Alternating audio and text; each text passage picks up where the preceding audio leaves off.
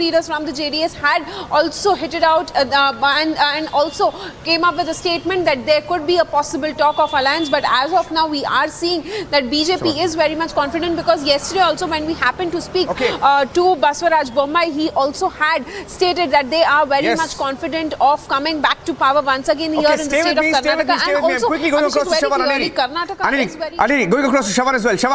Shavan, more statements coming in. Siddaramaiah, he's been saying it's his last election. Of course, he's angling to be the chief minister. There's no doubt about it. By the way, in 2018 also. He keeps saying it every election to be the chief minister. So,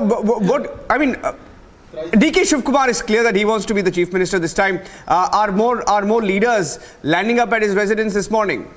Who's with him? Who's with him this morning, Shavan?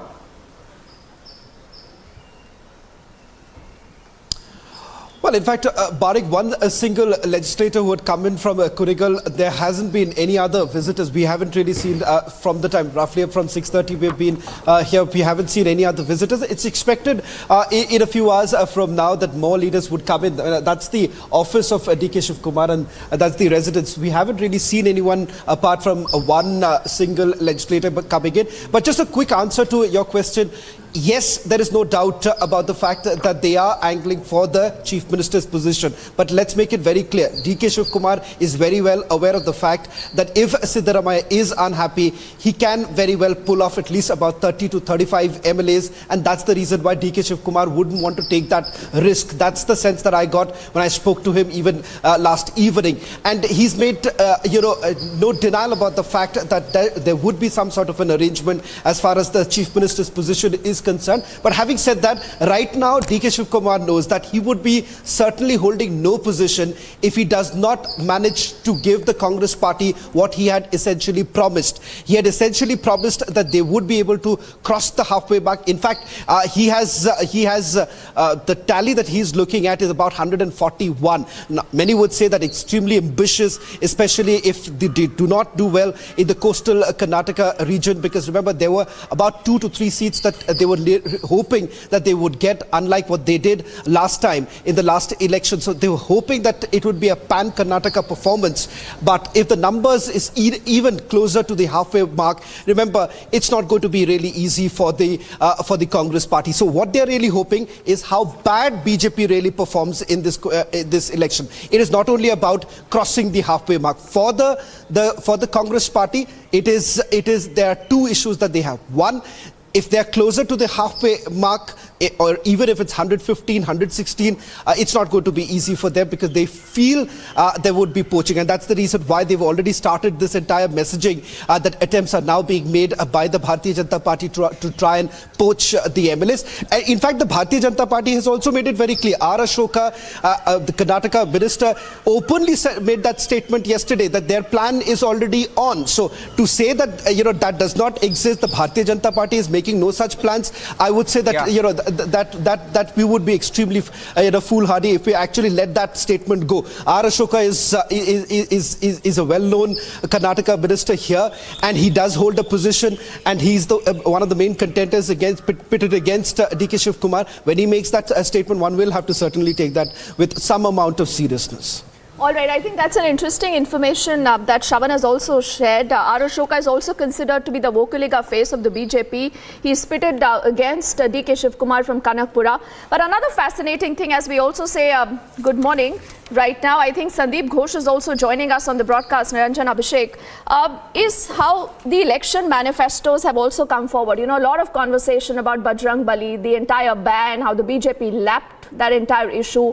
You got the Congress literally on the back foot. You had the entire images of temple hopping also happening versus the freebies that have been promised almost by all political parties. The BJP largely being very, very reactive. They've reacted to statements, promises that the Congress has made, and that is very unlike BJP, because the BJP again, Sandeep, if he can hear us, I want to take that question to him. Sandeep, good morning. I hope you can hear us.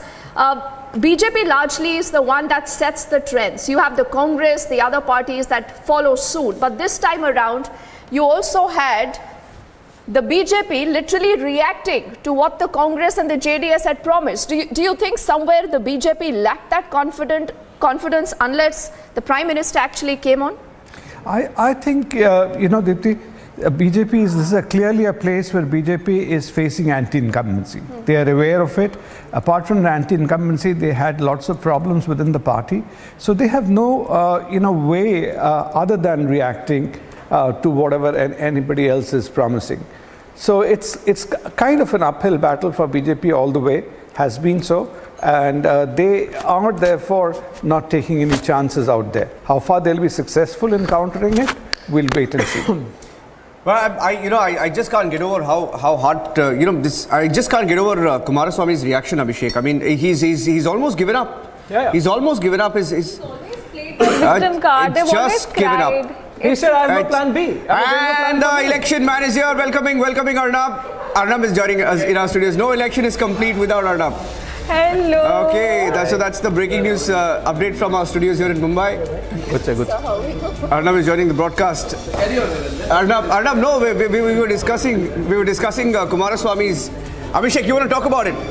Well, yes, so I heard him say, Niranjan, that there is no plan for him and it's for the BJP and Congress party to decide what happens. So he's said hands off. He has no role whatsoever left. So I think he's reading the tea leaves and he believes that maybe the JDS might not even get the numbers to be a kingmaker. That's the message I got perhaps from what he said in that soundbite. He's actually got sweets to the studio. Yes. The Congress backers have got sweets to the. What sweet is that? Special Mysore Pak Arnab. For the team of Republic, we will celebrate the victory of Congress. I will see we become chief minister. Very unlikely. Yes. Very, very unlikely. Very unlikely, yeah. He has himself given up this morning. We heard him just now. Yeah. He is not that confident as he is usually. Yeah. I am very sure it is going to be a Congress's day. Yeah, probably. But the fact is that they got 73% turnout, and I've just been saying this the last 2 days. I'm stunned with the 73% turnout. It's higher than 2013. Yes. It's higher than 2013, highest ever, I think, Rashmi, and that's extraordinary. Abhishek, in that case, it should be favoring Congress again. No, I just want to make it clear. We saw Congress vote share being the highest. I think the question is to what extent has there been Hindu-Muslim polarization in Karnataka? As an answer to that question, we don't have yet. We must acknowledge. Do we have an answer to that yet? I don't think so. Still Karnataka, I think yes, the Bajrang Dal issue was huge. I think at least in places like Karkala, which is facing anti-incumbency issues, because out of the Udupi district, out of 5, they replaced 4 of the candidates. So the one with the anti-incumbency issue, the Bajrang Dal issue, the Bajrang Bali issue, it played a huge role. So I think coastal Karnataka, the way BJP performs will be an indicator of the polarization. Might be your way of reading it, but I would say that there are some people who were actually fed up. There were some people who were actually fed up of everyday bans. I just caught a flight from there. I was born and raised there. I know, I have been there. I had been there to UT Khadar's constituency. Let me tell you very clearly, it is very clear on the ground. People are fed up with this hatred. Which gave a chance to Janata Party in all of India. End of the day, people want peace. Was Janata Party. End of the day, people want peace. Karnataka is a peaceful state. Karnataka is a peaceful state. Let it remain peaceful. Okay, don't speak over each other, yeah, not in the morning. Today, the people of Karnataka do not want this divisive Hindu-Muslim communal politics. Oh, yeah, we want politics. Let me tell you one thing. People of Karnataka don't want preachiness today. The fact is, hijab, Bajrang Dal, PFI, Tipu Sultan, Savarkar, Ratan Sharda, these are issues which have happened. Yes. We have to come to terms with it. Now, clearly, if you want to deny, the BJP was also trying to polarize the situation. Absolutely. Right? The Congress was trying to polarize the situation. Congress started with Bajrang Dal. So we have to see whether there will be consequences of that. At the end of it, for everyone to sit together and say the only reason why this election will be fought or won will be corruption is absolute rubbish. Absolute rubbish. I heard the party president of the state coming ahead and saying this election will be between Tipu Sultan and Savarkar. Yes. It was not Congress. It was Mr. Nalin Kumar Katil. He said that this election will be fought. And he said that roads are not an issue. Manifestos.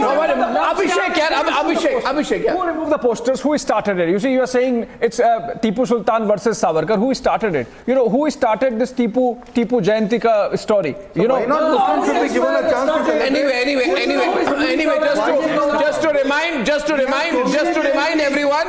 to remind everyone, that the debate ended last night. This is an election day. Let's deal with it with the sobriety that an election day deserves. 28 MPs are sent to the Lok Sabha by this state. It's a significant state. This election is happening exactly 1 year before the general election. So, and the fact is that the significance of these elections this morning cannot be understated.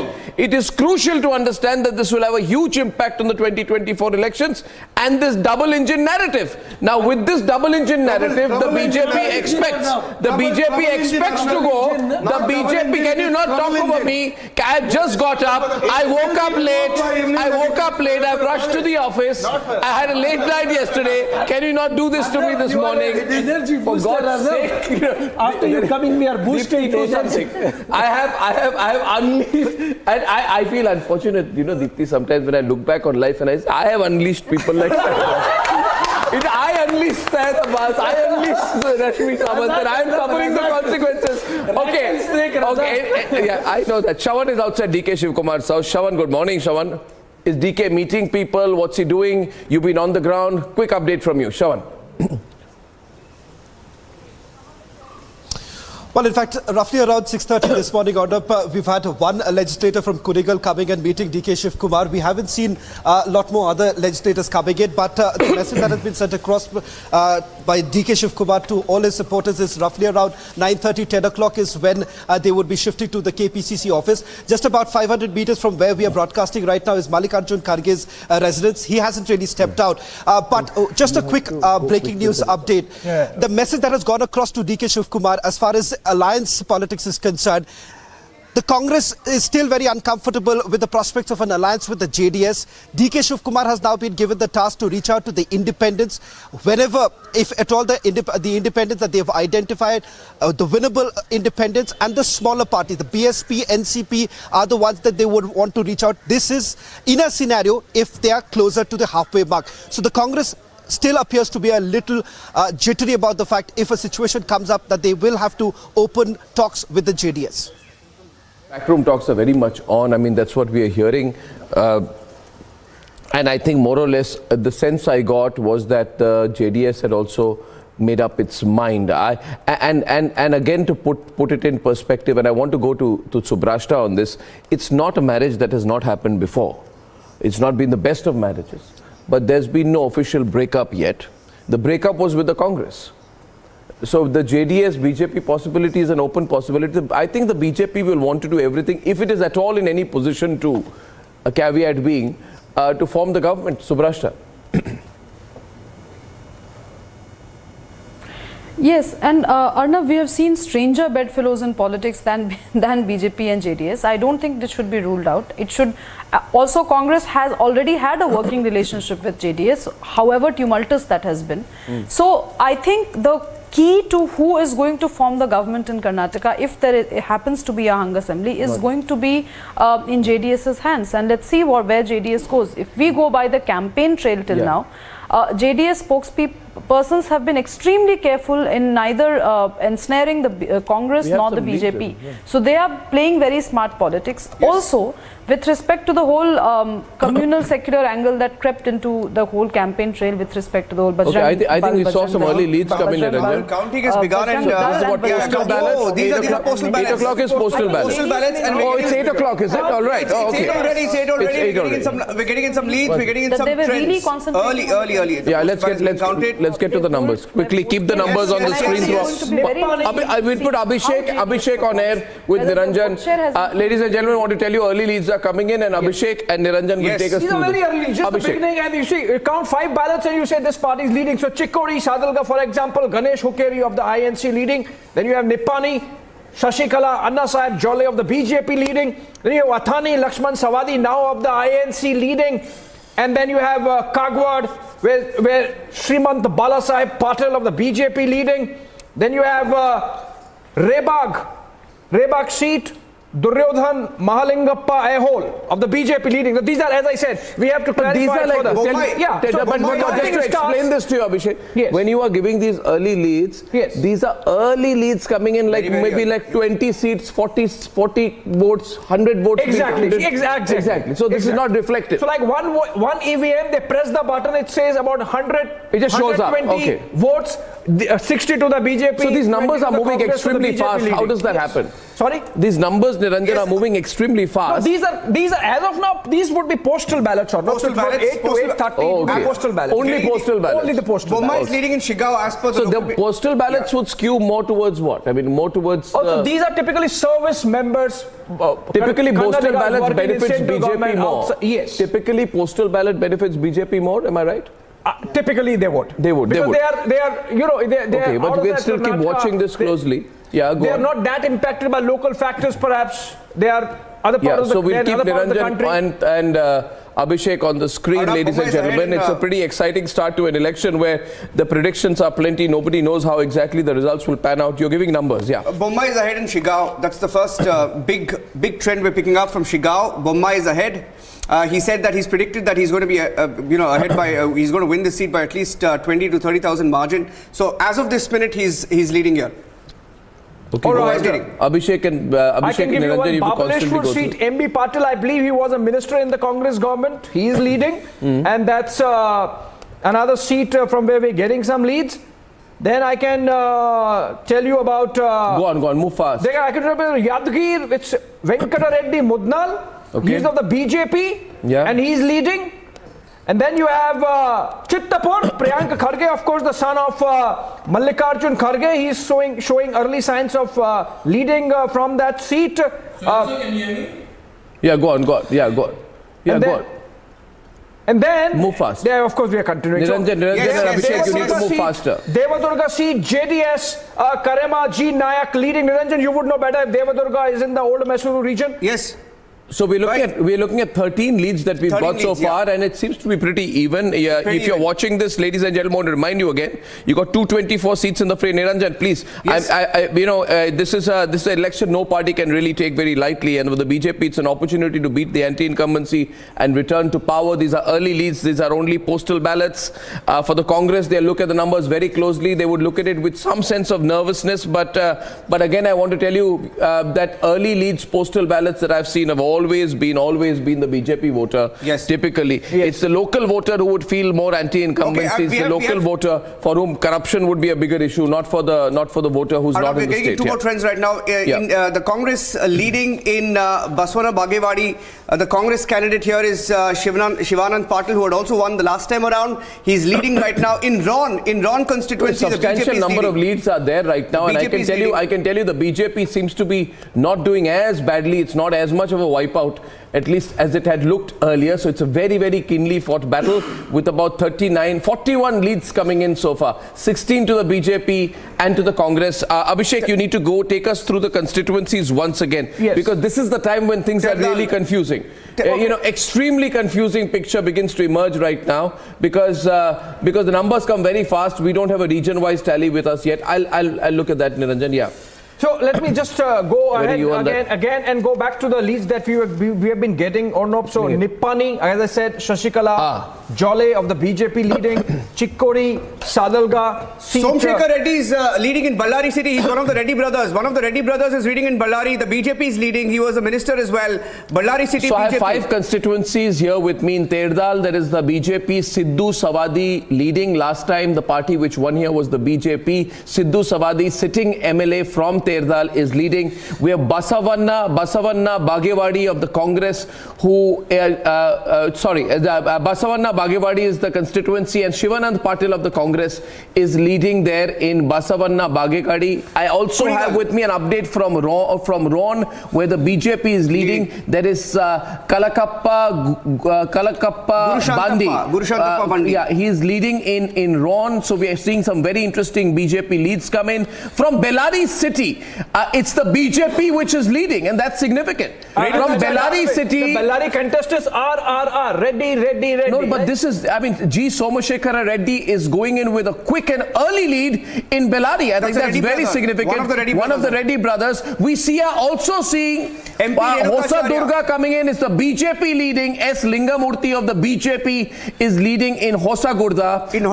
We have Honali, the BJP is leading again. Renukacharya. We have the Congress leading in Kunigal. This is a really close and really exciting election. The Congress is leading in Kunigal. We have the Congress leading in BJP leading in Dodbalapur, where the Congress was leading last time and it had changed its candidate. Big candidate Kumar Bangarappa is leading in Soraba. BJP candidate Kumar Bangarappa, son of former Chief Minister Kumar Bangarappa, is leading. So these are. What are you making of the early leads, Niranjan? Well, Arnab, the BJP is racing ahead, at least in the early trend postal ballots. Getting in, actually, Dodbalapur is big because in Dodbalapur, the Congress party has been, campaigning. Here, Venkat Ramanaya is leading. In Korutikere, the BJP is leading. Very interesting. It's a SC seat. BJP leading in an SC seat. BJP leading also in an ST seat, the Jagalur, where. Well, I tell you, I also have the data that's coming in from P Mark. Because we've got 3 sets of data coming in. P Mark's going a little slower this morning. Yeah. But out of the 15 leads that P Mark has given to us on the ground, we are seeing a gain of 2 seats and the BJP leading in 11. Yes. 11 out of the 15. So I find this a stunning trend that is coming in. It totally beats the expectations of many people out here. I'm sorry, P Mark is now showing 11-4. Arnab, in Kolar, BJP is leading. This is a big one. P Mark showing 17-13-4. Siddaramaiya wanted to contest. So early leads are all going into the BJP as per the initial trends. This is a very fascinating turn of events, ladies and gentlemen. Very fascinating. Mobile Scrub data board, and they're saying that as of now they have 17 leads in which BJP is leading on 13, Congress on 4 alone. Of course, early leads. Very early, just postal ballots being counted. But the fact that it seems to be even Stevens as of now, given the kind of exit polls that we were seeing. Abhishek, postal ballots usually favor the ruling government. Yeah, sure it does. I'm not denying that. Who have voted early. We have some big candidates' names coming in. C.T. Ravi is leading in Chikmagalur. C.T. Ravi, very senior leader of the BJP, leading in Chikmagalur. We have a Vartur Prakash leading of the BJP in Kolar. Kolar is a big one. Yes. Siddaramaiya wanted to contest from there. Didn't get the seat. He was very upset about that. The centre decided not to make him contest from Kolar. Perhaps the central leader of the Congress party had better understanding or better feedback from the ground. And they have saved him perhaps. Niranjan, but you have to explain this. How come the JDS is leading from Bidar, which is in the north of Karnataka? And not the region where the JDS traditionally... BJP leading in Mandya is a big one. BJP is leading in Mandya, which is a JDS bastion. JDS, that's where Kumaraswamy's son lost, but it's traditionally a JDS bastion. Arnab, in Mandya, Ashok Jairam of the BJP is leading, and the JDS is trailing here. The trailing candidate is JDS, not the Congress. So BJP versus JDS fight unfolding in Mandya. So we have three or four sources on the ground. I just want to tell you, we are way ahead today because we have 3 channel partners, one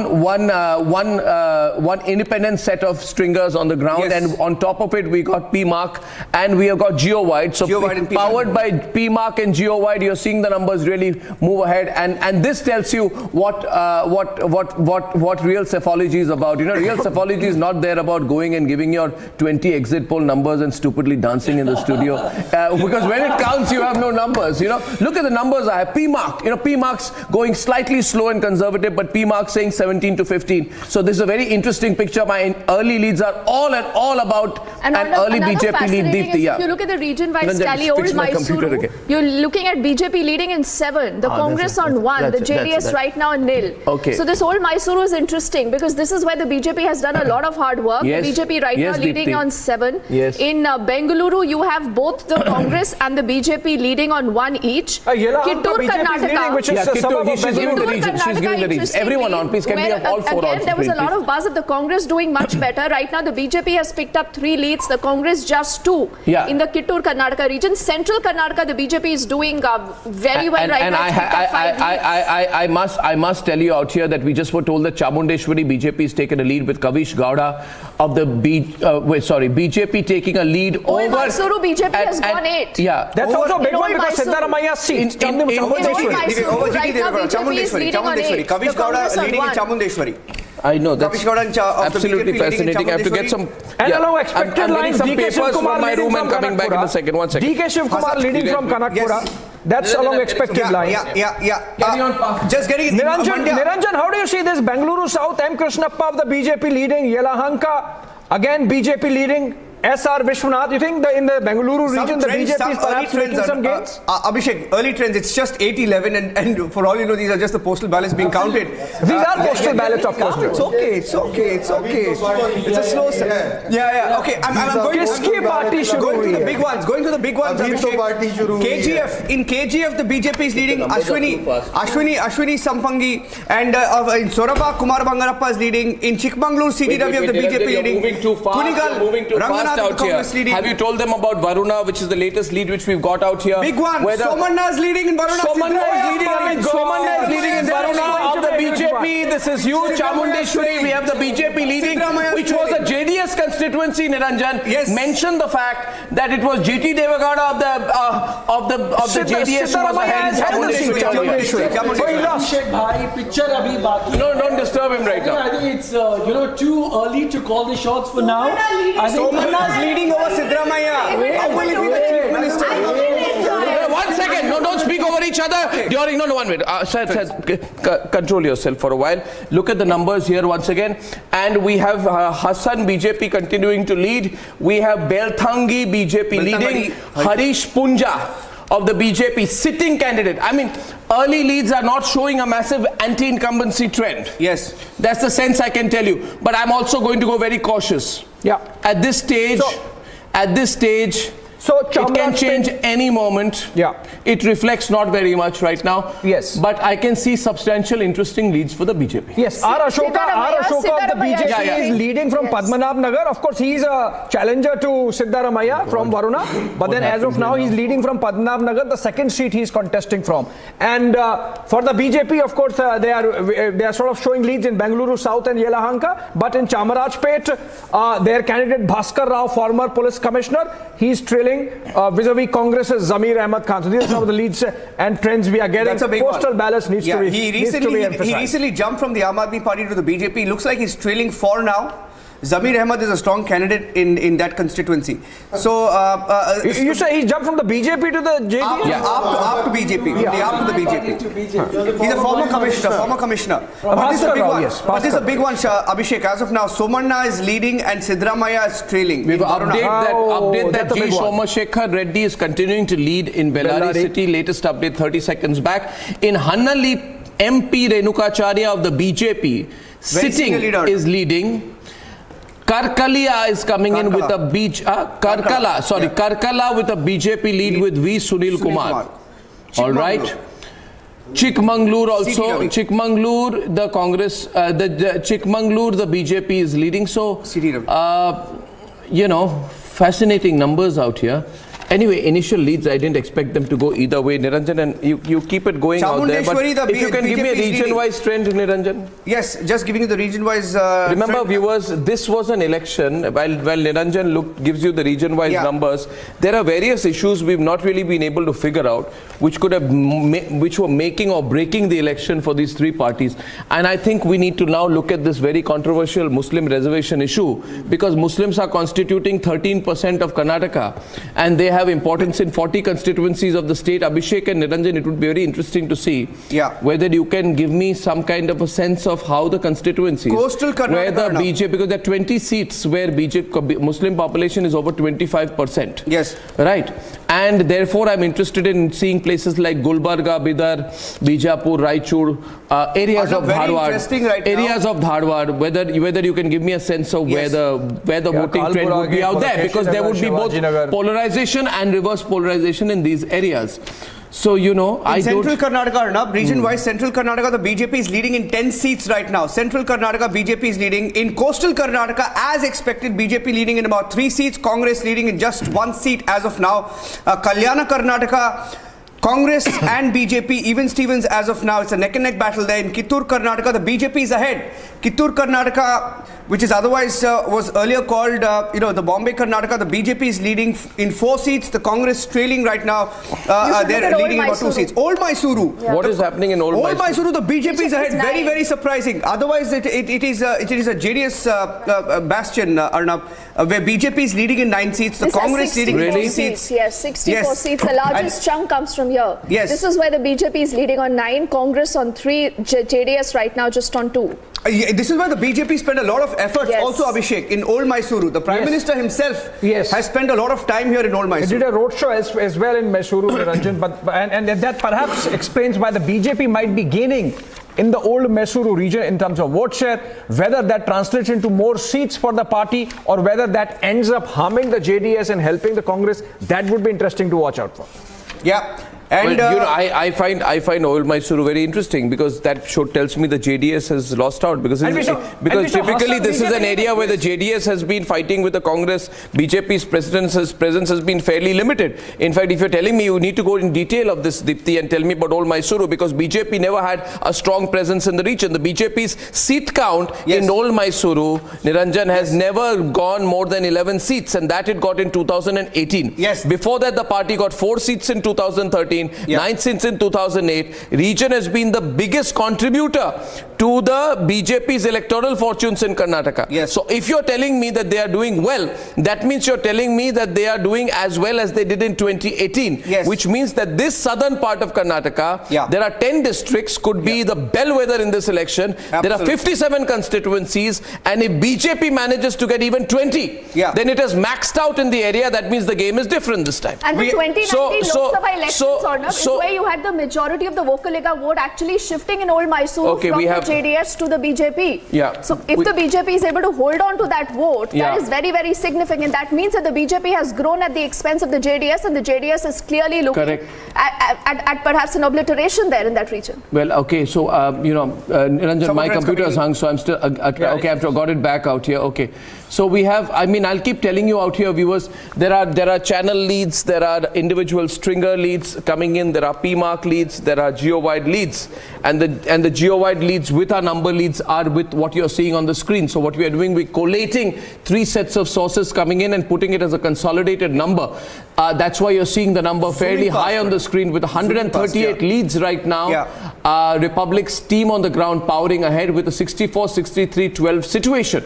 So it is classically what you call a hung house kind of situation. Yes. But is that what everybody is projecting? Yes, Arnab. Is that the overall sense that you get from your stringers, Niranjan? Yeah, Arnab, these are, by the way, the numbers that we are getting right now where we are showing the leads and trends. We have 83 people on the ground at the counting centers.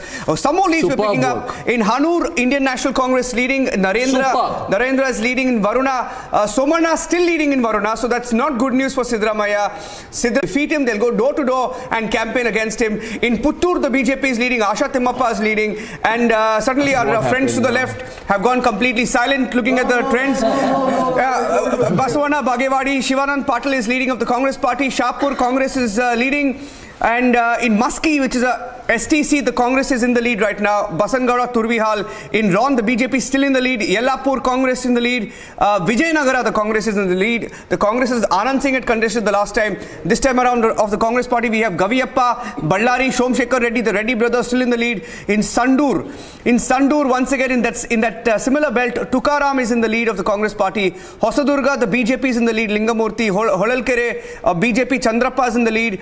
New seats coming up. Harihara, the Congress has taken the lead there. Srinivasa leading. Mayakonda, Basavaraj Naik of the BJP leading. So these are some of the new seats. Oh, Araga Gnanendra, who was the Home Minister in this regime of the BJP, Tirthahalli, Araga Gnanendra is leading of the BJP. So that's these are some of the big names we're getting in. Arnab, and in fact, it's going so fast. I'm trying to just catch up. No, carry on. You should go back to Old Mysuru. I think the result is changing there quite significantly. If you look just at a reason-wise data, the Congress is leading on 3. That's a loss of 3. The BJP is right now leading on 9. That is a gain of 8. That is very, very significant. 8 new seats they're leading in. The JDS huge. right now leading It's on huge. 4. 8 That's new already seats. a loss of 5. So you're looking at the JDS, and that's what explains HDK Kumaraswamy's saying yes, that dilemma this perhaps morning. he's not even in the game. Go on, Niranjan, move fast. And let me just quickly go through the regions. In Bengaluru, all three parties leading in 1 seat each. BJP, Congress and JDS 1 seat each. In Central Karnataka, BJP's taken the lead in Central Karnataka. In fact, last time around, They're leading on 10. yeah, they're leading on versus the 10. Congress on 2 right now. And Coastal Karnataka, the Congress is leading in just 1. The BJP's taken the lead there, as expected, leading in about 4 seats. My computer. Kalyana Karnataka, the Congress party in about 6 seats. Niranjan. Abhishek, take it over. Abhishek, take it over. No, you the keep BJP leading, and that's very interesting because that happens to be the bastion of the Gaudas, of JDS. Hassan is the home district of the Gauda family, and there you have Preetam Jay Gauda of the BJP leading. Then Varuna, of course, now V. Somanna of the BJP is trailing Niranjan, which means Siddaramaiah is back in the lead. Back in the lead. So that's an interesting shift happening. I believe these are still postal ballots. I must clarify. I'm in touch with my sources. They're in the Election Commission. They say 8:30 is the time when they open the election voting machines, the EVMs. Okay. And then within 5 to 10 minutes, Niranjan, the number of votes based on which we get these leads would multiply or take a quantum jump. Yeah. And so as of now, the leads continue to come in about Getting in some pre-mark leads. 161. And yes, Niranjan. BJP in Nippani, Anna Sahib Jolle of the BJP is leading. In Chikkodi, the Congress is leading. Ganesh Hukkeri, Balachandra Jarkiholi of the BJP is leading. In Arabavi, in Gokak, the BJP is leading. Ramesh Jarkiholi, and in Yamkan Mardi, Lakshman Rao Jarkiholi, Satish Jarkiholi is leading of the Congress party. So these are some leads that we have of PMark.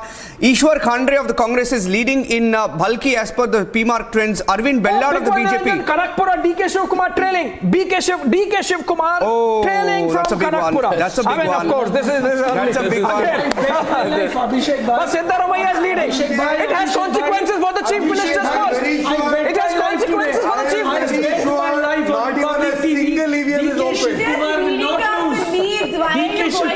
DK Shiv Kumar will win by 50,000 margin. That can, but the ugly margin. that's fine. But the ugly leads can determine if the Chief Ministership is split, who would become the Chief Minister first.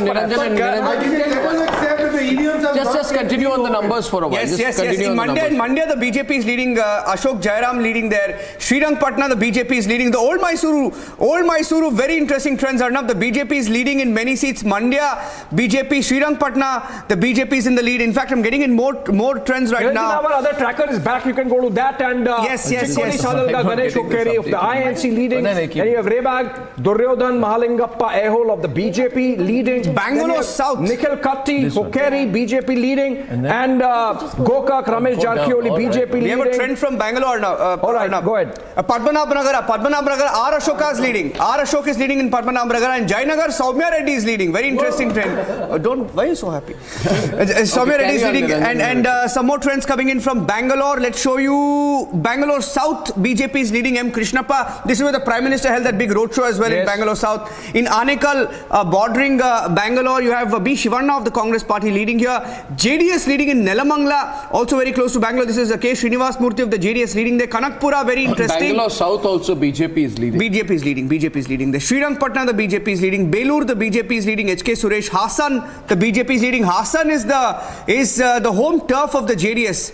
I have to say that's an interesting trend that's coming in Arnab. In Puttur, the BJP is leading. Region-wise, you go BJP leading in Karnataka, Bombay, Karnataka, and it's sort of a loss of about 7 seats. And then you have the INC in 16 seats. Even they are suffering a loss of 1 seat. And we have to see who's gaining there then, because even the JDS is losing. Then you go to Hyderabad, Karnataka. You have INC down 7 seats in Hyderabad, Karnataka region also. So these are trends. These are seats where they're trailing compared to their wins last time. So if they were winning or leading in those seats last time, if they had won, this time they're trailing in those seats. So that's why you'll see the minus. When we were looking at the initial trends, where the BJP has been making these consistent inroads, BJP even in Kittur, Karnataka has been making inroads so far. Central Karnataka, we see the BJP leading majorly. Am I right out here? Central Karnataka, Coastal Karnataka, which was a polarized fight. We have seen the BJP take the initial leads. Old Mysuru is an interesting lead out here.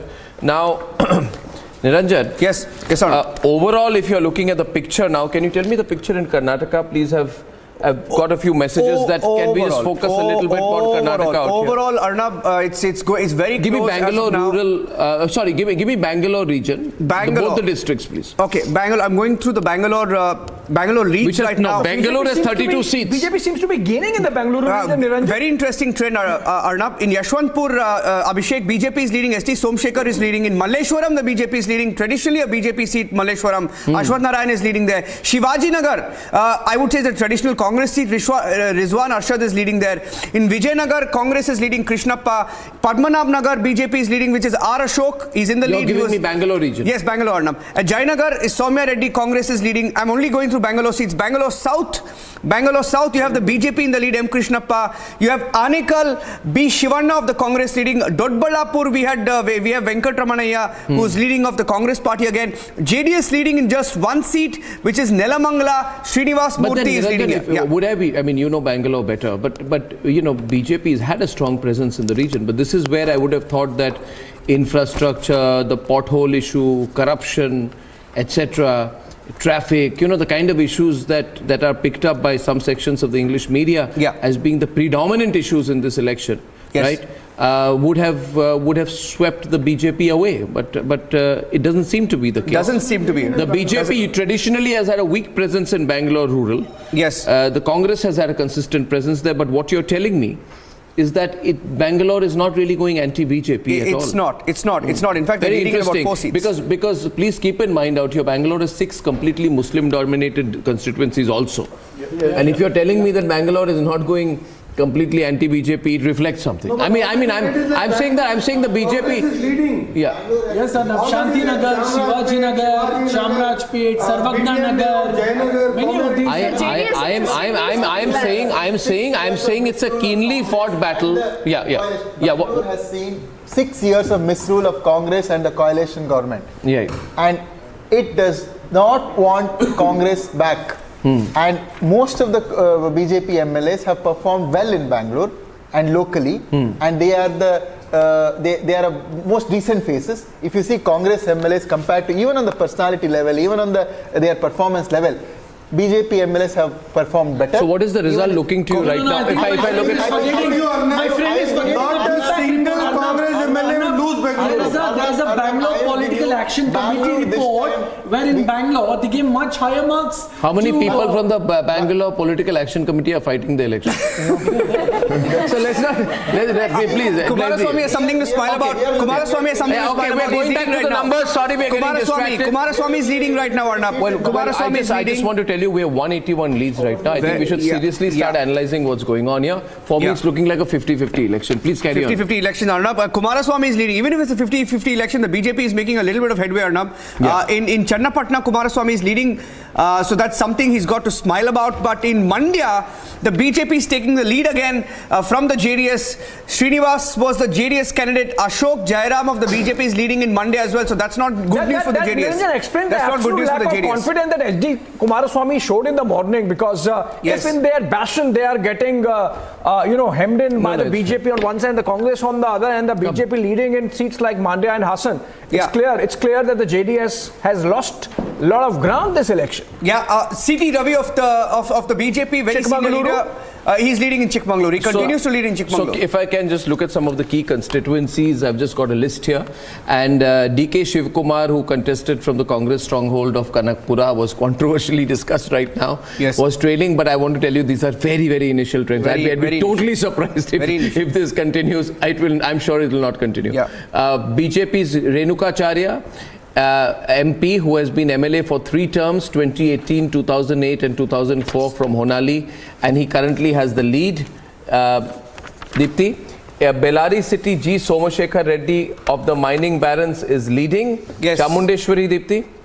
Yes, in Chamundeshwari, in fact, you have the JDS's heavyweight, also a two-time MLA, GT Gowda, that right now is leading. Yes. The BJP National General Secretary, CT Ravi, is looking at a re-election. He's contesting for the 5th consecutive time. Yes. He currently is leading. Yes. The current Karnataka Home Minister is also leading from his seat. So I don't know whether the entire thing about anti-incumbency, was overhyped. works or not. Yeah. Siddaramaiah now is leading. So he trails, but then he leads. And I think the JDS is doing bad. That's also a very, very interesting story. The BJP and the Congress almost going neck and neck right now. Yeah. But the JDS obviously looking at a huge debacle, particularly in the old Mysuru region. And if that happens, who gains? Who's gaining But that has been the story of the JDS from 1994 or whatever, 2004 to now. You know, its vote share has come down, Deepthi, to about 18%. You know, it's been consistently falling. The numbers have fallen for the JDS.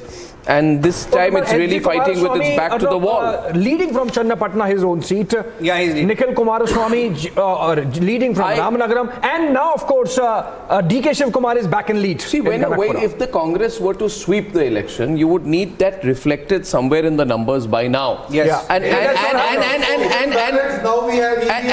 And my point is... All right, EVM counting has begun. I just got a message. EVM counting has begun. Next 5 minutes, you will get first EVM leads also. Okay, first fine. EVM trends also. Yeah, sure. I'm just saying this. Look, okay. I'm saying till now discount everything. All of this you assume is rubbish. Postal ballots, EVM will come right now. But I want to know, where is the Congress? No, Surabhi, where is the Congress maxing it? I felt the Congress had already maxed it in Kalyan, Karnataka. The Congress can get, in my view, 6-7 more seats in Kittur, Karnataka, if it were to do exceptionally well, which is not happening. The Congress, which had got 5 seats in central Karnataka, can get 6 or 7 or 8 more, which is not happening till now. It has 25 seats. Coastal Karnataka is absolute BJP stronghold, no entry for the Congress. The Congress can get, say, 4 or 5 more seats. In Old Mysuru, if it was maxing the election, but Deepthi just told me that Old Mysuru is showing a trend towards the BJP. Yeah. Bangalore, towards the Congress. And Bangalore, with all the websites are in Bangalore, the channels are in Bangalore, the papers are in Bangalore, they go Bangalore, and all the civic activists like Syed go out and say these things. But I want to tell you, the Congress already maxed it with 17 seats. The Congress has maxed it in Bangalore.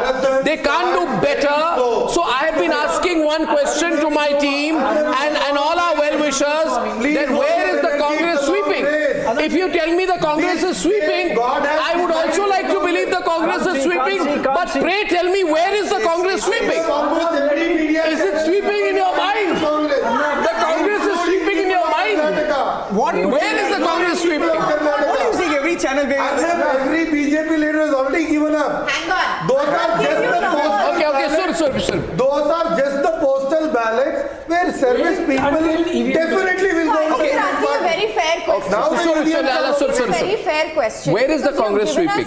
I'm saying it's a close election, but I'm not saying He's giving a very, very fair question, which is that the region-wise breakup is showing that Congress is maxed out in all of these regions. Correct. So where is the 140 coming from? I'm saying 105, if you tell me 100. Surabhi, thank you for being a voice of reason on the program. I am just trying to tell you that you do not get emotional about these things. The fact is, if I say that the Congress will get 8 seats more in Kittur, Karnataka, 9 seats more in central Karnataka, 5 seats more in Old Mysuru, and continue to max the other regions, then the Congress can get 22 to 25 seats more. Last time it got 80. I can see them reasonably coming up to 105, 110. I'm not seeing them go really frankly to 130, 140 kind of sweep number that has been projected by some people. I don't see them go to the 140 number. So I want to know what is the mathematical basis for this enthusiasm. That's all I'm asking. Now, some VIP seats. I'm just getting some VIP seats. VIP seats. Yelburga, the BJP is trailing. In Ballari, Reddy brothers still in the lead. In Honnali, Renukacharya, senior leader of the BJP, leading. In Tirthahalli, Araga Gnanendra of the BJP was a home minister, leading.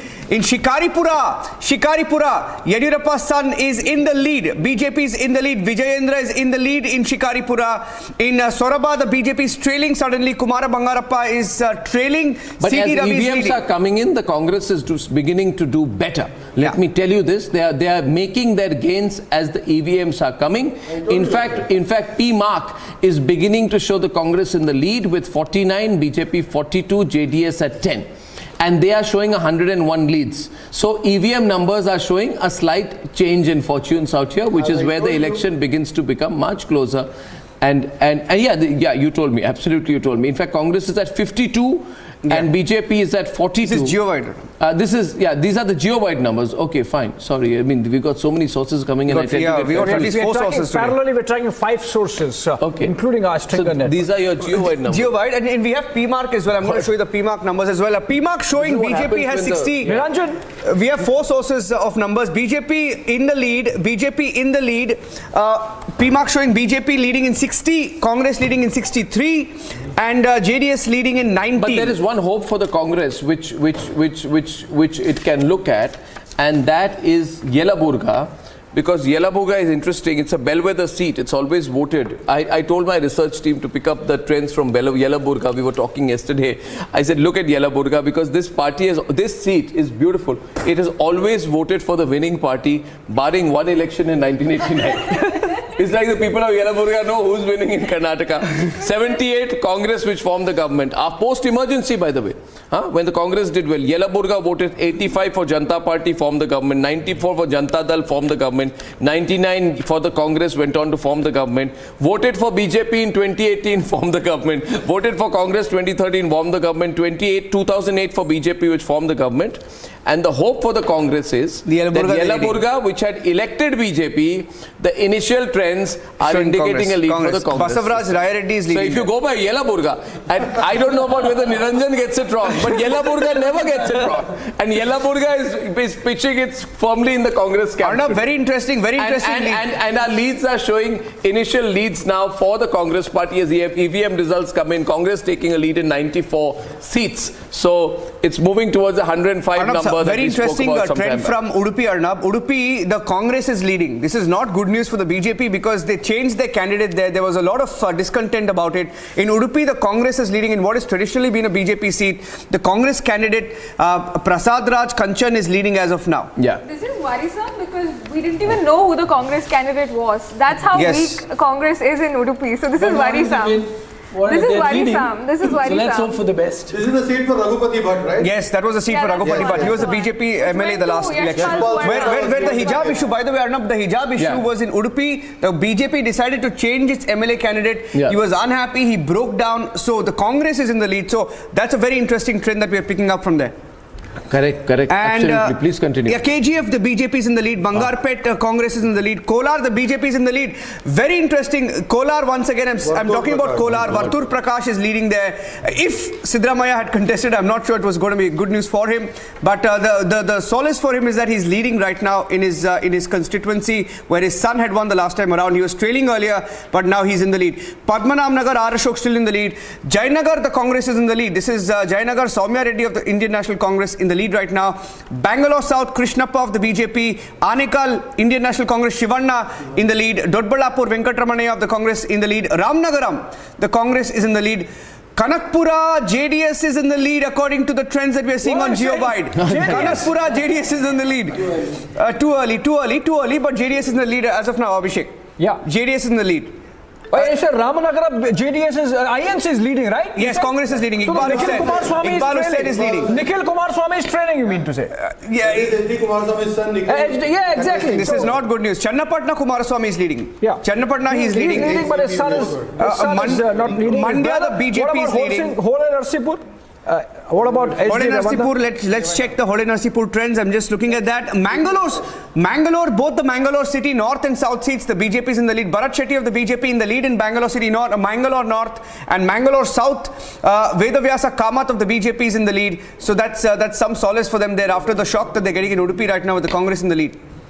Puttur, the BJP is in the lead. Asha Timmappa. Hunsur, the JDS is in the lead. Chamundeshwari, the BJP is in the lead.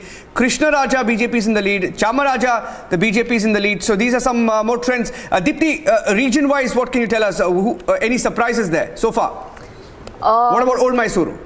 Old Mysuru is interesting because you're almost looking at the Congress catching up. The BJP right now leading on 9, the Congress on 11. The JDS has picked up. The JDS also right now is leading on 11, though with a loss of 2 leads here. The Congress leading on 11. The BJP right now leading on 9. You're looking at interesting things also happening in Kittur, Karnataka now, where the BJP is leading on 6, the Congress on 14. If you go to Bengaluru now... I want to also look at the Jagdish Shettar impact region. I just got from the, Jagdish Shettar. There was this huge hue and cry over the exit of Jagdish Shettar from the BJP, tall Lingayat leader. And he had once said that the BJP will be impacted in 20 seats.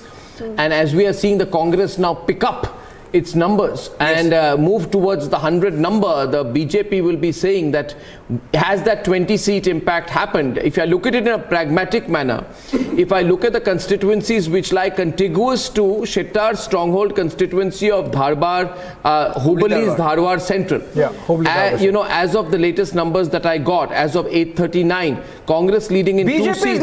Congress leading in Hubli Dharwar, Congress leading in Hubli Dharwar and Hubli Dharwar East. Yes. Shettar is contesting from Hubli Dharwar Central.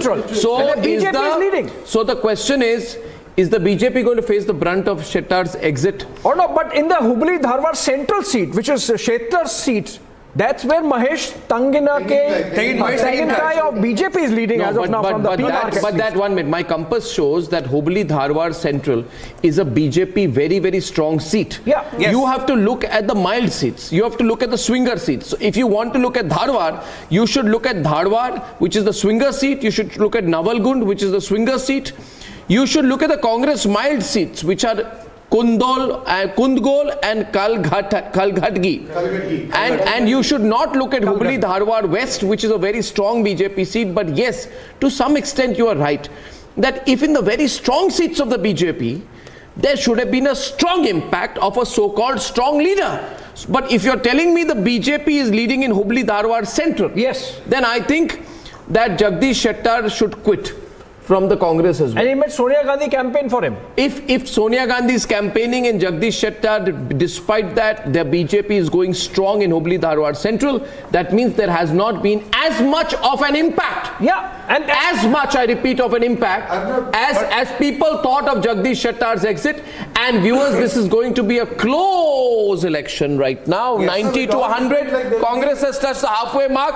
But if you look at the leads right now, with 211 leads, the BJP-JDS can form the government. Yes. Congress is at 100 right now. Yeah. Let me tell you one more thing about the Jagdish Shettar seat that you are talking about. He's in the lead, by the way. There will be pockets where the EVMs Shettar is back in the lead. Is back in the lead. Because the PMR says... That side does not decide right now. Hubli Dharwar Central. What does not decide right now? I am saying that Jagdish Shettar should quit and all that. I am saying he will definitely win.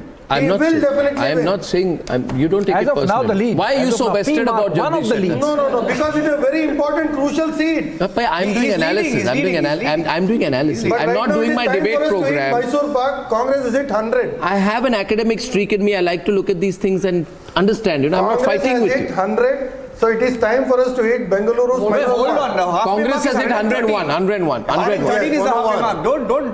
Don't celebrate too early. When Congress is losing, you say it's too early. Suddenly Congress is at 100. No, we should celebrate. All the way from Karnataka. I told this. The best part is that You decide what is the right time for you to declare. I gave you a logic as well, madam. Postal ballots usually favor the incumbent government. I am not disagreeing, sir. I am saying when Congress is losing, you are saying no, it's too early. Of 8 media channels who said Congress is going to make it. It is Congress's day. No, Please make up take your it. mind when it's time for Congress's day to happen. I don't know about 8 media channels, but you believe only one channel which said 40 seats for BJP. Where is the BJP getting 40 seats? I go by the maximum number of media outlets. But there was one which said that BJP will get 40 seats and which kept dancing about it. I'm saying this is a close election. It's a close election. We do realize it's a close election. Let's just say that for now, please. We have Not even 9 no, because you said analysis. Not even 9 Congress is okay, can I get a view from Animesh? Animesh of PMark joining us from Bangalore. Animesh, you have the trends. I have your dashboard before me. And what are you seeing? Can you go a little deeper in, because you're the PMark guy. Can you hear me, Animesh? Yeah, hi. So Animesh, give me your analysis. Checking our dashboard. Yeah. I'm seeing your dashboard, So explain your dashboard, please. Yeah, so we are trying to get the latest trends from each of the assembly constituencies and then collating it to get an analysis of region and district. And right now what we're seeing is in Belgaum district, all the three Jarkioli brothers are leading. So if you remember correctly, Ramesh Jarkioli was the one who led the rebellion in the Congress-JD government, and that's how BJP was able to form the government. So what we are seeing is that all the three Jarkioli brothers, 2 from BJP and 1 from Congress, are leading. Overall trends, it looks like it is looking close right now, but these are still early trends. No, but give me a sense of the trends right now. I mean, like, what are the kind of lead numbers that you're looking at? When you're saying somebody is leading in so-and-so constituencies, what are the numbers you're looking? Leading by 100, 200, 500 or double digits? So right now, only one round of counting has happened. So the leads are quite small. It's about 200 to 500 votes is the lead, which can, as the next rounds come in, and these can be reversed. But as of now, the early trends show that it is quite a close election. It's a closely fought election. At least the early trends are showing that it's a closely fought election. Yeah. Yes, Niranjan. BJP is in the lead. Back to you. Go with the numbers. BJP is in the lead in the Bengaluru region, Arnab. They're back in the lead. Come. As is the trend. Kiarpura, the BJP is in the lead. Yashwantpura, the BJP is in the lead. Malleshwaram, the BJP is in the lead. Pulakeshi Nagar, the Congress is in the lead. CV Raman Nagar, the BJP is in the lead. Shivaji Nagar, Congress is in the lead. Shanti Nagar, the Congress is in the lead. That's N.A. Harris's seat. Shanti Nagar, he's in the lead. Vijay Nagar, Congress is in the lead. Padmanabh Nagar, R. Ashok is in the lead, which is the BJP. Jayanagar, the Congress, very surprising, Congress in the lead. Soumya Reddy leading there. Madhepura, the Congress is leading, H. Nagesh. Bangalore South, the BJP is leading, Krishnappa. Anekal, the Congress is leading. Dodbadapur, Congress is leading. Nelamangala, the JDS is leading. JDS leading in only just 1 seat. But region-wise, Bangalore, yes, Abhishek. Congress 8, BJP 6. Udupi, from where the hijab issue began, yes. I believe BJP is leading. Now, of course, HD Kumaraswamy in Chennapatna is trailing. Yeah, but you know, the Congress is also holding on quite well. There are 26 seats that are Congress strongholds. Yeah. Right? And if I'm looking at the Congress strongholds, the research team just told me that if the Congress is to make it any time round, the party must, at a bare minimum, it must retain these 26 seats.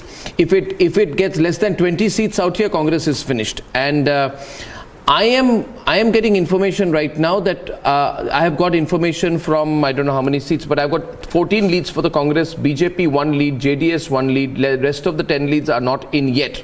So my initial prognosis when I see these, of course, these are strong seats. Like this is Dinesh Gundu Rao. His 2018 was the winning candidate for the Congress. I don't have the number yet, but Priyank Kharge, for example, is leading with I don't know the numbers yet. He's leading from Chittapur. Okay, yeah. Krishna Baida Gowda, I don't have his number, his situation yet, but overall, I'm saying that Congress is holding on pretty okay to its strongholds. Yes, Abhishek. Yes. So there is no trouble for Congress. Yeah, seems to be. In its strongholds, there is no trouble for the Congress is doing okay. Congress, ladies and gentlemen, is not sweeping Karnataka. But Congress is doing okay in its strongholds. But I'm saying that all those who said the BJP, you see, the Congress should be worried with this kind of a result, I think. Because the Congress should have been able with incumbency, we were betrayed by JDS factor, corruption, it should have, by traditional estimates, swept the election. It's not sweeping. It's not sweeping. And quite easily, the BJP is giving them such a good fight. Yeah. Now, on the 127 we have to understand why it's BJP happening. is leading on 49, the Congress on 55, the JDS right now on 22. Yeah. So this clearly is not a wave election. Let's get different views in. What do you make of, what do we make of what we are seeing out here? Abhishek Banerjee is from Bangalore. Abhishek, you're analyzing this, you're hearing a lot of stuff coming into your earpiece right now. What do you make? Quick comment from you.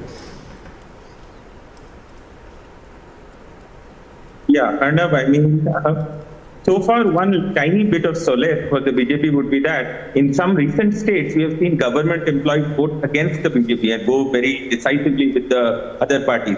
But so far in Karnataka, that has not happened, and BJP has done pretty well with the postal ballots. But beyond that, this is just the EVM results have just started to come in. Yeah. I'm still surprised that the Congress could be behind in Kanakpura. That I don't think is possible. Similarly, there was some anti-incumbency in a seat like Mahadevpura, but I'm very sure that ultimately the BJP will pull through. Let me get really seeing some very early lead. Yeah, let me get a view from Vivek Reddy. Vivek, are you there? Vivek.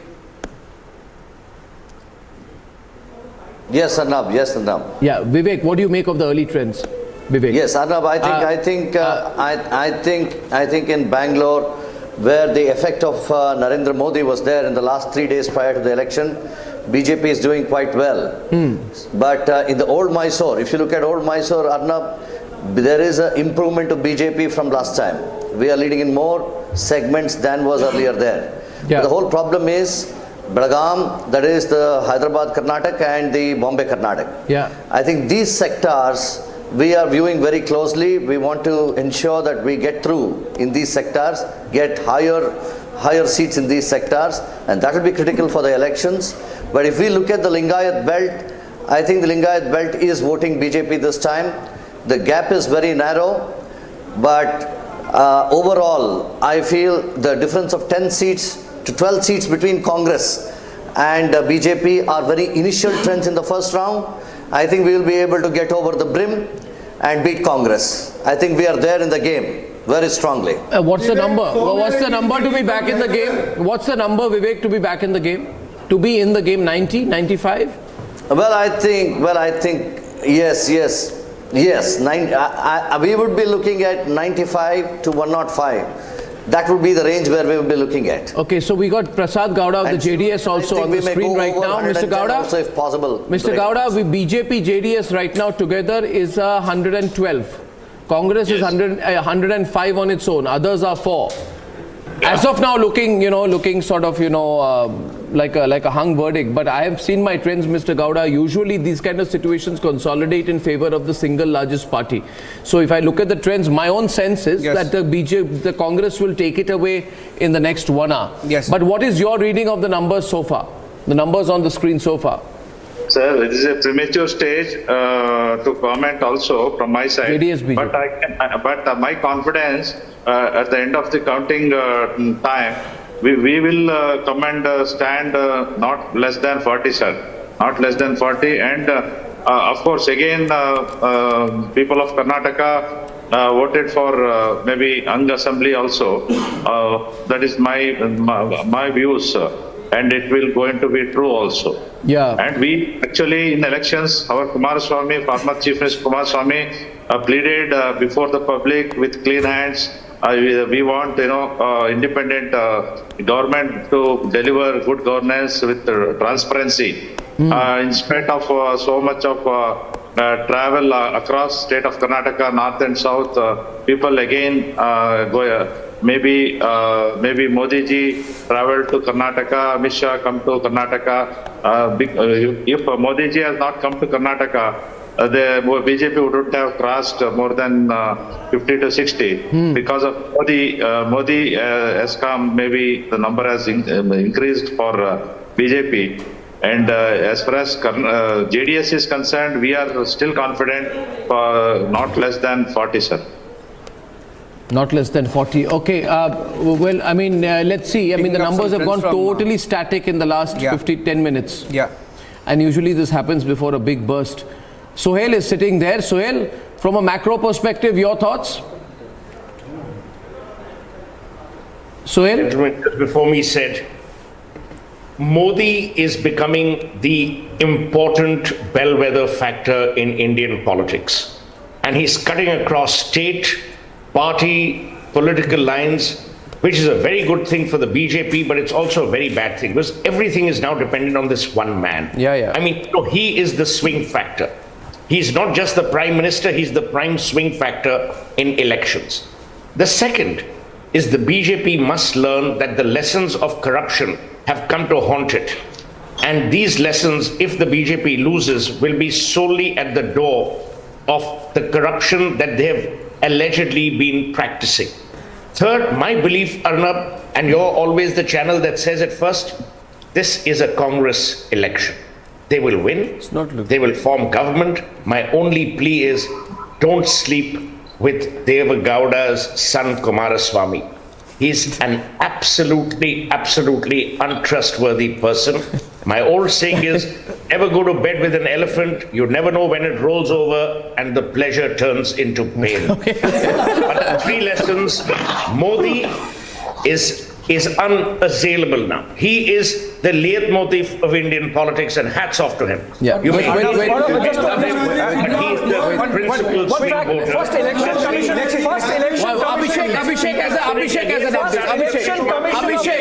Abhishek always interrupts people, yeah. Abhishek, first. Abhishek, I have more hair on my fingernails, so let me finish. 3 things. Modi, that is true actually. Corruption will be a big issue. Abhishek is my old friend. And number 3, Kumaraswamy is the touch of death. He is the poison pill. Don't touch him with a barge pole. If you can create a barge pole as long as... Yeah, Mr. So I only meant to add, you see, the elephant might be rolling, but not that much insofar as pain is concerned. First official election commission leads. Even Stevens, BJP won, Congress won. That has to be announced. Yeah, but at the same time, just as I said, see the Congress is at 107 out here, you know, and they are taking it away. And my absolute belief is the numbers will now consolidate behind the Congress. That's how it happens usually. I'm telling you, early leads come in, then in the next 15 minutes, the Congress would be over the halfway mark. Nikhil Jain from Bangalore. Early thoughts, Nikhil. See, Arnab, this election, I wouldn't say it's a clean sweep for the Congress, but it's very clearly a single majority for the Congress. And I would disagree with Mr. Sohail when he says that BJP, the only factor that the BJP now has is Prime Minister Modi. Access My India, which is one of the most credible polls out there is predicting only a 2 to 3% difference in the voting pattern because of Prime Minister Modi. What has come to plague the BJP in this election is the 40% Sarkara, the Pay CM, all the campaigns that the Congress ran that managed to stick, and all of them were grounded in the fact that the BJP ran a very corrupt and very disorganized government in the past 3.5 years that it's been in power. Right? And Prime Minister Modi, a lot of the BJP people think he's some magic wand. You bring him out and he comes on the 29th of April and 10th of May, the election is yours. That's not how it pans out, right? Prime Minister did so many rallies while completely neglecting Manipur, completely neglecting his job as a Prime Minister, completely neglecting Amit Shah, completely neglecting his job as the Home Minister. But that is not really turning out for the BJP. It is a very clear majority for the Congress. And the trends have already begun to show that. You know, just interesting lead coming in from Channapatna. Sorry to cut you short there, Nikhil. Interesting lead coming in from Channapatna. Kumaraswamy is trailing, Abhishek. Kumaraswamy is trailing. BJP CP Yogeshwar is in the lead, Arnab. He's a heavyweight of the BJP and he's leading. And Kumaraswamy is trailing right now. Varuna Sidramaya is leading. No surprises there. And getting in more leads now. In Madikeri, the Congress is leading. In Hassan, the JDS is leading right now. Swarup Prakash. Arasikere, the Congress party is leading. Srirangpatna, JDS is leading. That's the old Mysuru belt. Mandya, JDS leading. Melukot, JDS leading. So if you look at the overall numbers, especially in the old Mysuru region, it's playing out. Not surprising, the JDS is back in the lead, leading in about 20 seats, Congress leading in about 16 seats, BJP leading in about 7 seats. This is as per geo-wide. So that is the old Mysuru trend that we're picking up. In Bangalore, quickly taking you through the leads in Bangalore. Kiarpura, the BJP is in the lead. Yashwantpura, BJP is in the lead. Malleshwaram, BJP is in the lead. Pulikeshin Nagar, BJP is in the lead. CV Raman Nagar, BJP in the lead. Shivaji Nagar, Congress in the lead. Shanti Nagar, Congress in the lead. Govindraj Nagar, BJP. Vijay Nagar, BJP. Chamrajpet, Congress. Chikpet, BJP. Padmanabh Nagar, BJP. Jayanagar, Congress. Madhevpura, Congress. Bangalore South, BJP is in the lead. Anekal, Congress. Dodbalapur, Congress. Nelmangla, JDS. So it's 50-50 in Bangalore right now, Arnab. Yeah, so, this is, now the numbers update a little slower because these are EVM updates which are now beginning to come in. So, Sandeep, what we will see is updates will be every 10 minutes, 15 minutes and not every 30 seconds. But if you look at this number so far, it's a fairly keenly fought election, more than had been predicted earlier. And even the regions, I mean, I was told that at least 60% of the leads are coming from places where, for the BJP, unexpected leads for the BJP are coming from places where Modi did his, his tours and his road shows. So it's the Modi factor which is coming in, but my expectation is that 120 plus would be the number that the Congress would look at with these early leads. Sandeep. See, Arnab, anything other than a Congress lead win would be counterintuitive. The question is whether Congress has a sweep, as they have been predicting and a lot of people have been predicting. I personally don't think it will be a sweep. And it doesn't look like that. BJP recovery will be essentially because of the Modi factor, as everybody is saying. But the point for BJP to note, this claim of double-engine sarkar is not working, because other than in UP, where it has been a real double-engine sarkar, this claim is not true elsewhere. So this claim, even in other states when they go forward, I think it's sounding hollow. And without getting their act together of the local government, BJP has a problem, because Modi also will at some point in time have a diminishing return. Go on. So that's the point. But keenly what we have to watch is whether, as you said, it will consolidate, but whether the consolidation really gets into, gathers more momentum. Yeah. The loss of JDS will be Congress's gain. Okay, so I have some interesting information on the Lingayat seats and the Vocaliga factor, because this will reflect something. Vocaligas are the second biggest community after the Lingayats. Let me start with the Lingayats first. Where is the Lingayat vote gone for this time? Lingayats are accounting for 17% of Karnataka's population. They apparently hold sway over as many as 90 to 100 seats out of 224. Rashmi, to understand the Lingayat voter, you look at 4 seats which are dominated totally by Lingayats. I'm taking 4 seats. The 4 seats are Shigaon, Shikaripura, Varuna and Chikmagaluru. In 2018, BJP won 3, while the Varuna seat was won by Siddharamaya's son Yathindra.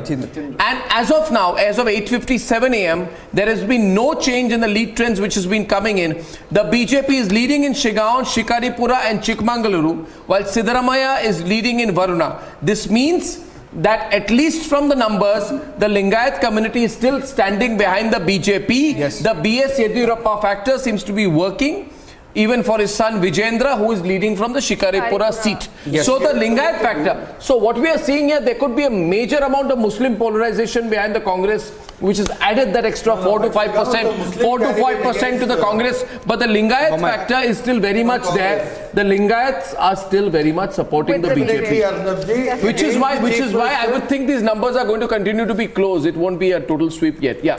What do you think, Rashmi? I totally agree. I think the Lingayat community is rallying behind the BJP, and as one of the biggest, populations in Karnataka, I think that is very significant. They haven't left, and that goes on to say that it won't be like a massive sweep for Congress. I think here we also need to note that back in 2013, when there was no central government from the BJP was split 3 ways in Karnataka. Even then, the Congress didn't manage a 130 or a 140. So you need to be very practical when you put in the numbers. Even then it was a 122.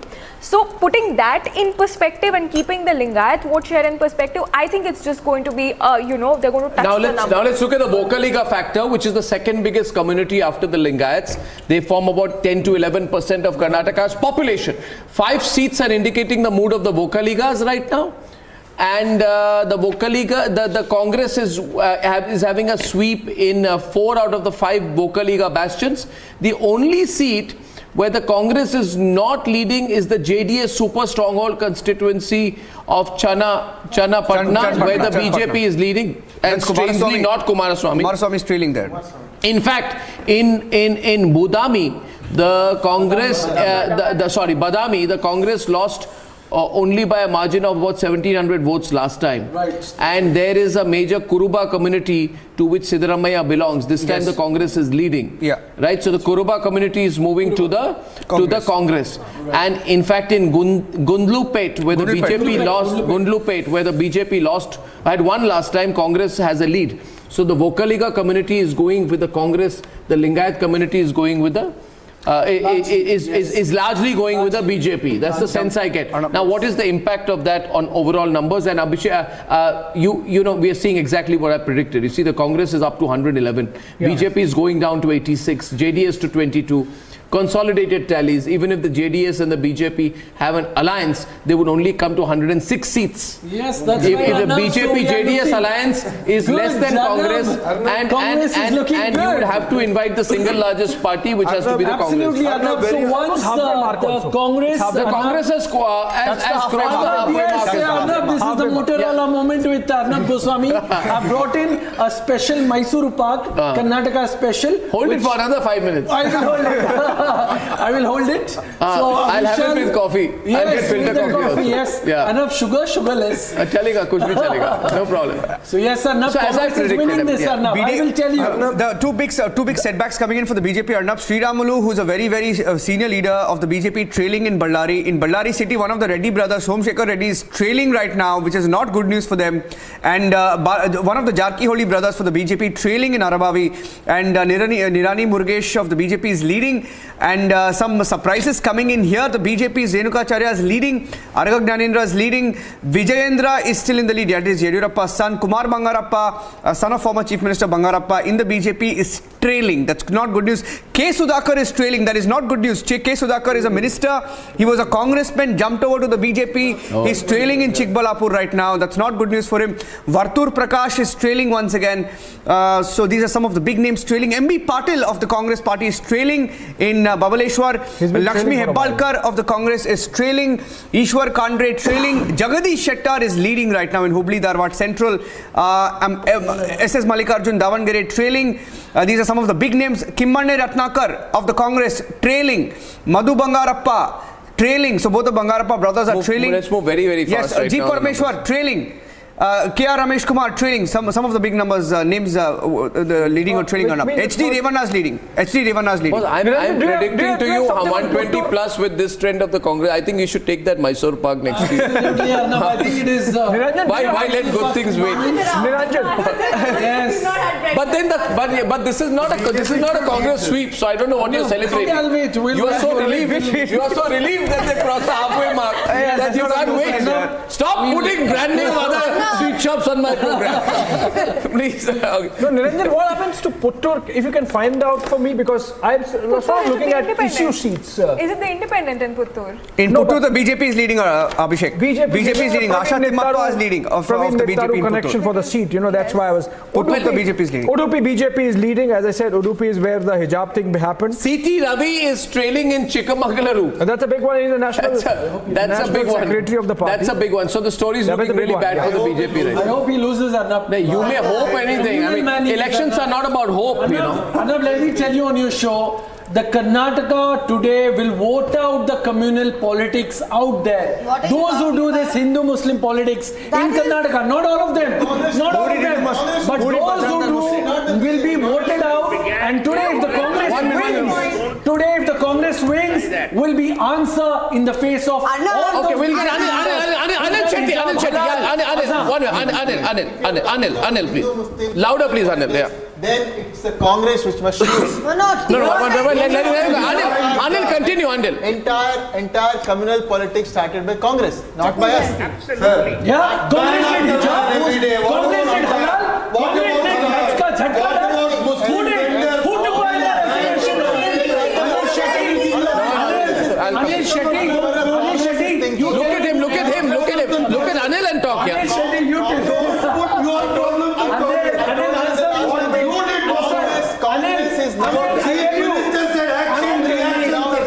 tell me, why did you took away the reservation of the Muslims?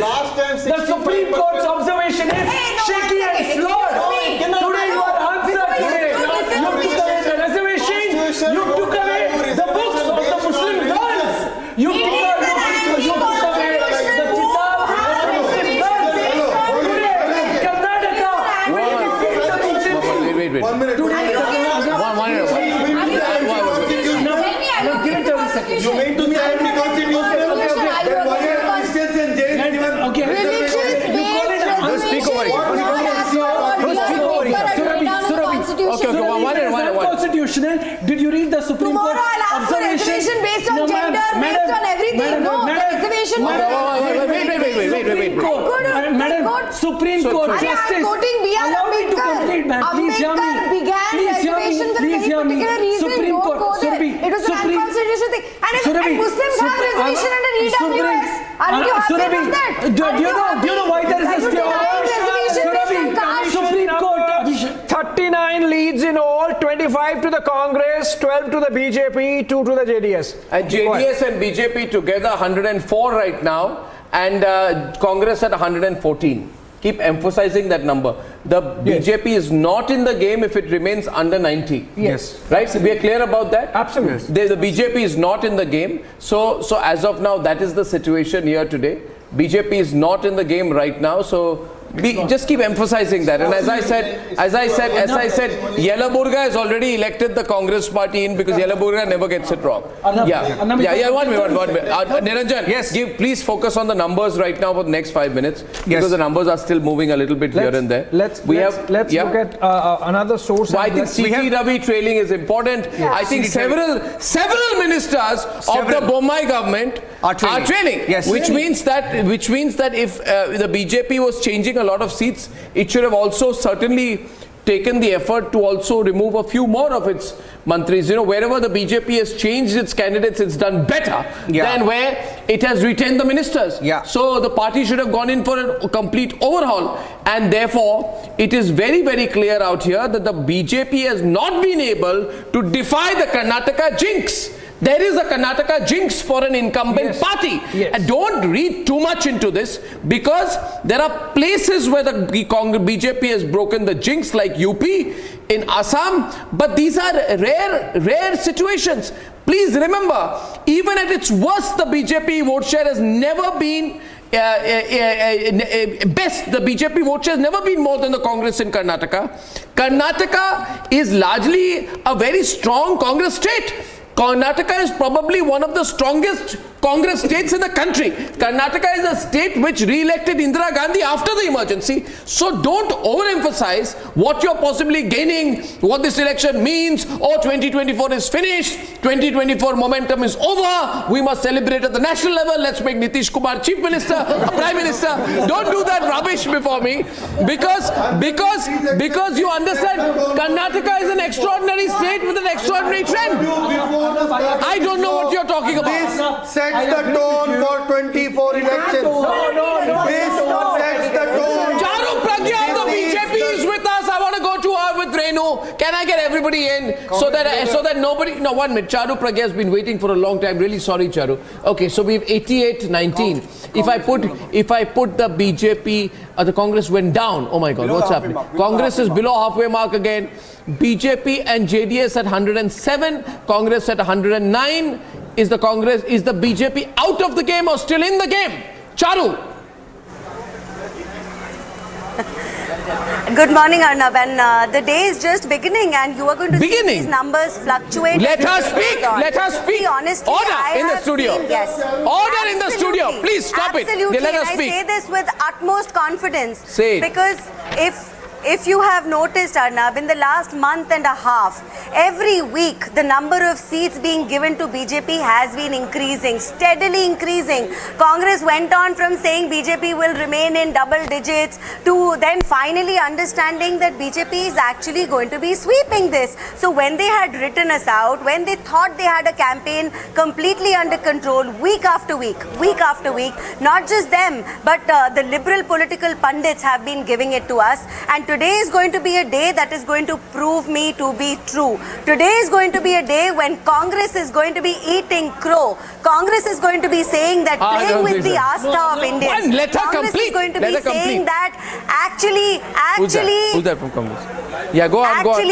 Making sure that you only put yourself above the interest of the people, having a divided camp, insulting our gods, insulting our honorable Prime Minister. It's all going to come back and bite Congress. And this is their fight for survival. This is actually going to be one more feather in the Congress cap before they resign, because this is going to make them realize that India is decimating this so-called national political party. They are not going to remain in any state. 1 minute. Going forward. We'll get Shyam Prasad Mecca of the Congress. States which Mr. Mecca lost to the Congress. Mr. Mecca, why is the Congress not sweeping? It should have been an absolute sweep. Anybody's help. This is still close.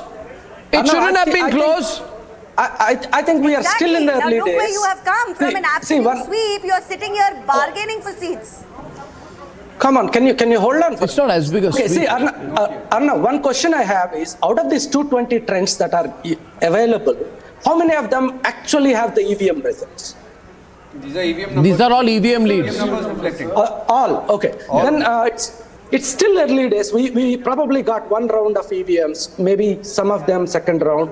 I think we should hold for the next half an hour or so and let the trends consolidate. But as we see now, I think most of the like the exit polls predicted a similar kind of Congress thing. That seemed to be happening. Leaders, yeah. But I think our inputs are, we are going to do better in certain regions, and this number is going to go up. No, but aren't you surprised a little bit out here? You know, Vivek Reddy here, I'm surprised actually, because though the exit polls showed this kind of a number, and even our exit poll is sort of bang on, Republic exit poll is exactly the kind of number that's showing on the screen now, but there were some, you know, people, especially in the English-speaking media in Bengaluru, who said that the BJP will be routed. I'm not seeing a BJP rout, Mr. Vivek Reddy. It's not a BJP rout. BJP is giving an interesting fight, given the anti-incumbency trend which we usually have in Karnataka. So I think it's even Stevens right now. What do you say, Mr. Reddy? If you look at I lost you there. Bad link. But in Bangalore, the BJP is in the lead. Yeah, I got Renu also with me. Renu, why is there no Congress sweep yet? Will it happen a little later? I think, Arnab, we have to just wait for another 1 hour. By the time the votes and the EVMs consolidate and we get the correct picture, what is happening now is that Congress, as expected, was expected to be in the lead, and the BJP, of course, I think has put up a much better fight than what people were thinking and possibly speculating. I think much of that has to do with the Prime Minister campaigning, as well as the fact that the people, the candidates who were turncoats were rejected by the people who voted for them. Now the main point here is that Congress is hoping, and I think it will get a simple majority on its own, and maybe as the day goes by they get more numbers. See, we can see the JDS numbers going down one by one. I think that JDS has got a captive vote bank, and it's not supposed to be, it's not supposed to be a rout for the JDS. Now, as far as the Congress and the BJP are concerned, both of them are going along expected lines. The Congress on its own was hoping to get much more, but then as is always the want, the Congress messes up big time as the elections near.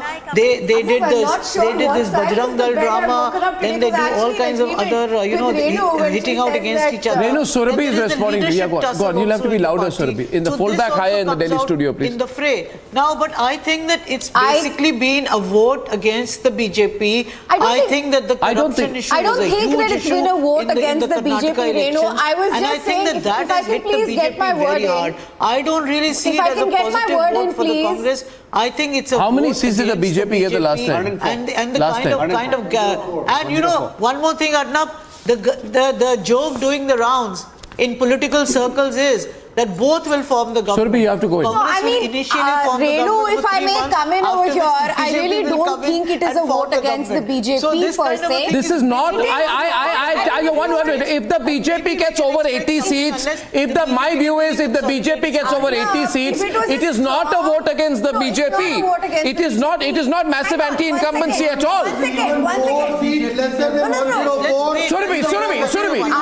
The thing we need to understand about Karnataka is that specific constituencies have strongholds. This is a vote as per what the trends have been for many years. There's no surprises over here. Where Congress has been strong, Congress has won. Where BJP has been strong, BJP has won. This is not a wave election. It's not a wave election, that's true. Where it's not high anti-incumbency either. Last time Congress got 79 and BJP 104.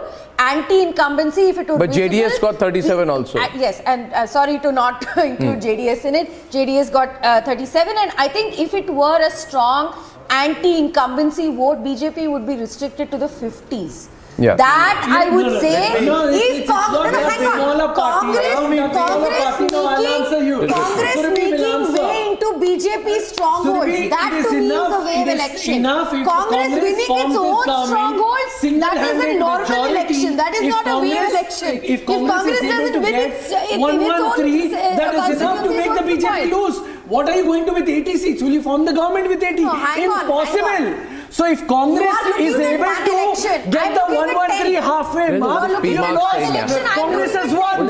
So 80-90 seats does not make sense. Today, Congress is able to make the government. That's all matters. Now, BJP plus 37, 83 plus 37. I'm going to talk louder into the mic so that I'm heard over these two people but here. BJP I is losing. continue to say So that accept defeat. You need to accept the defeat. That's all it is. I continue to say, I continue Sweeping to Manoj, I continue to say the Prime Minister's That's all presence matters. in Do you concede Body magic did not Karnataka work? played a very, very Magic important wand role did in not work. consolidating the votes. Do you Because if concede? it had been left to the BJP state unit, I do not believe that the state unit could have brought up these Even numbers. if the Congress gets these numbers, do you think this is a Congress let her ask You him know, the much question. like Himachal, I think much like Himachal, you have the BJP making a lot of blunders, the reason why they lost that state, the reason why possibly they could lose the state, but the Congress cannot say this is our victory. I mean, the point is that you had real issues to deal with. I mean, You had even if the you Congress- lose, it is your victory. That's not the point. You no. mean to say Abdul even if Razak, BJP loses, the victory it is is like BJP's what the victory. Aam Aadmi Party Whose wins victory in is it Delhi. if BJP See, loses? the Aam Aadmi Party sweeps Delhi. That is the kind of victory that the Congress should have Madam, hoped that's for a different here. election. This is a That is different what election. the Congress should have hoped for. That's the point a different is, election. This is see, a Abdul different Razak, election. And it's also about the perception. entire machinery is in You BJP's hand. have to realize. The money power, You have to the realize. muscle power. No, I don't Imagine think so. Congress MLAs, sitting legislators, going to BJP who's gonna- against their ideology. Okay, who will you give the We have credit seen to? all this. We have seen all this. Don't talk about money. MLAs being kidnapped. We have seen all this. Okay, let me Five ask you one- ministers, Niranjan tells me Are that trailing. there is an incumbency against the government. Five ministers of the Bommai government are trailing.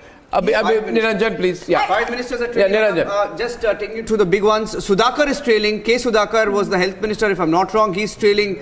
And Bhaskar Rao trailing. Ashwath Narayan is trailing. He's a big name in the BJP. Ashwath Narayan, some are calling him the chief And minister. I want to deal with the rebel R. factor Ashok also, Niranjan, trailing. now, because the BJP, which has the second largest stronghold in Kittur, Karnataka this time, Kittur, Karnataka, it was facing a large-scale rebellion which could affect the party, especially in seats like Rajaji Nagar, where the Congress had fielded a BJP rebel, MLC, Putanna. The Congress is leading. Athani, Lakshman Sawadi, former Deputy Chief Minister, Lingayat leader who resigned from the BJP, contested on a Congress ticket, is trailing. Hubali Dharwad Central, that is where Jagdish Shettar resigned, contesting against the BJP, joined the Congress. Congress is leading. Mahadevpura, H. Nagesh, who is a minister in Yediyurappa's cabinet, contesting on a Congress ticket, has the lead. And three-time Mudigere MLA MP Kumaraswamy, who did not get a ticket, resigned from BJP, joined JDS, is trailing. So you have an interesting situation where a fair number of BJP rebels are doing well. And there will be questions asked, Ratan Charda, this time, between the BJP leadership also, that did certain sections of the leadership do go too hard on certain party leaders? Should there have been a feeling, Rashmi, Ratan Charda, that take everyone along, it's too critical an election to mess things up? Or are you saying the BJP is making some kind of an organizational shift? It has to take tough decisions, bear the consequences of making these changes, swallow the bitter pill and say, okay, we're ready to lose the Karnataka election in certain areas, but we have to make the change. You would agree with that? I would agree with that. Just a moment. I would have agreed with this. You would have, if BJP had done good work as a governing party, which it did not do. There was strong. So your narrative is the BJP state government is bad, Narendra Modi, BJP central leadership is good, BJP central leadership tried to help, the bad guys couldn't help them enough because the bad guys are too bad. I am so even saying if the good guys are very good, the bad guys don't work. BJP has been saved the blushes because of Modi ji and because of That Bajrang is a Bali. narrative which many people are agreeing with. Yes. You are saying the BJP would have been already under on the 60. weak wicket should not have created rebel problem. They were already on the weak wicket, so to create problem like Shettar and all of that. Where is the generation shift? Tell me where is the generation shift? Where are the new leaders? Arnab, I'll tell you, I would stick my neck out and say if the BJP gets 88 seats, then it is not a vote against the BJP. This is fairly a static vote. I would say if the Congress does not cross 115, 120 easily, it's not great news for the Congress. The election for the taking, Abbas. It was Congress for the taking. Election for the taking. Congress messed up. They could have easily gone to closer election than one anticipated. I will agree with you on this front. You're right about it. It's a closer. No, do you agree it's a closer election than anticipated? Why have you closed the Mysore Park box? It is there. It is there. Why do you close the Mysore Park box? It's waiting too. Okay, Ratan Shardaji, I agree with you. Let me tell you, the BJP needed the might of a Modi to come and swing because their body language they were losing, sir. If you saw Bamai to all the leaders, they were not. It needed a Modi magic to come into play, do the road shows and swing the votes. You're absolutely right. Okay with that. We're in agreement with the campaign of Karnataka BJP was a damn squib. No, I mean only Modi to revive. Election Commission numbers are showing. Election Commission numbers are showing a total sweep by the Congress party. 44 Arnab. Congress 44, BJP 23 leads, and the JDS in 7, others just 1. So it's a clear lead for the Congress on the Election Commission trend. So the Congress is totally swept. ground that my constituency of Jainagar is leading for BJP. I'm just going to double check that. Yeah. It will be a very close Are you saying your information on the ground is different from what we are saying? No. It's just an update. It's now leading. In elections, we know there is no grey, there is black or white. You win or lose. Win by small margin, it's still a win. That's all matters. Lose badly, sweep does not matter. Sweep does not matter. Halfway mark matters. 1-1-3 is the number which matters, which Congress will form, and I bet my life on Republic TV. I tell you, the Latvians media will die out of excitement today. Die out of excitement. I'm waiting, I've got a Karnataka special Mysore Park to feed my friends of the BJP. Charu Pragya, please respond to this overexcited young man out here. He's gone out of control. Charu, he's gone out of control. Can you hear me? Audio's dropped for Charu. Okay. We got Mr.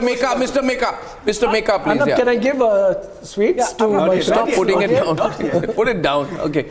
Yeah, Mr. Meka, you're seeing the numbers here. Yeah, Arnav, I think the trends are visible and it's consolidated in the next 2 rounds. It is going to be a solid victory for Congress. It's too early. You don't call it a neck and neck fight. It's not. It's going to be a comfortable victory for Congress. Yeah. Watch out for it. Yeah. But not a sweep. It's not a Rashmi, emphasize the point. Define what is a sweep. I believe that BJP did a bold thing by bringing in 56 new faces. They should have gone out and brought in more. They tried this in Uttar Pradesh, they tried this in Gujarat, and then they tried in Karnataka. Don't put the blame on central leadership. Accept that the BJP government has failed Karnataka. Failed people of Karnataka. Yes. Modi ji, despite knowing that there was corruption, he did not speak a word. Madam, Contractors Association wrote to Modi ji. Madam, Education Department, 16,000 schools wrote to Modi ji. He kept quiet. Madam, every department, health department wrote to Modi ji. Police sub-inspector scam, Bitcoin scam, teacher recruitment scam, COVID scam, scam after scam. Central leaders kept quiet. This is the reward Karnataka people have given for the Nakhaunga, Nakhanadunga corruption. So all this Sabka Saath, Sabka Vikas, chicken run, taking away, snatching 4% from the everything together. This is everything together. For the victory of Congress, I'm saying. You only right from day one. If you look at Modi ji's body language, right from day one, because of their anti-Hindustan.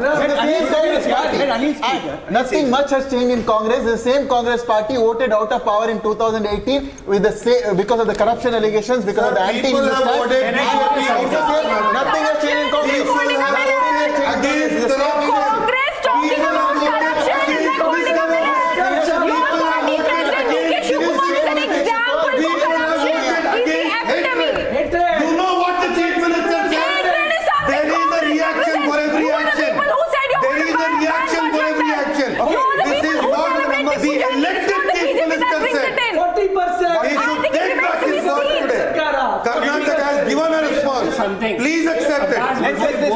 also something. अरे नारेबाजी बहुत है. Listen to me.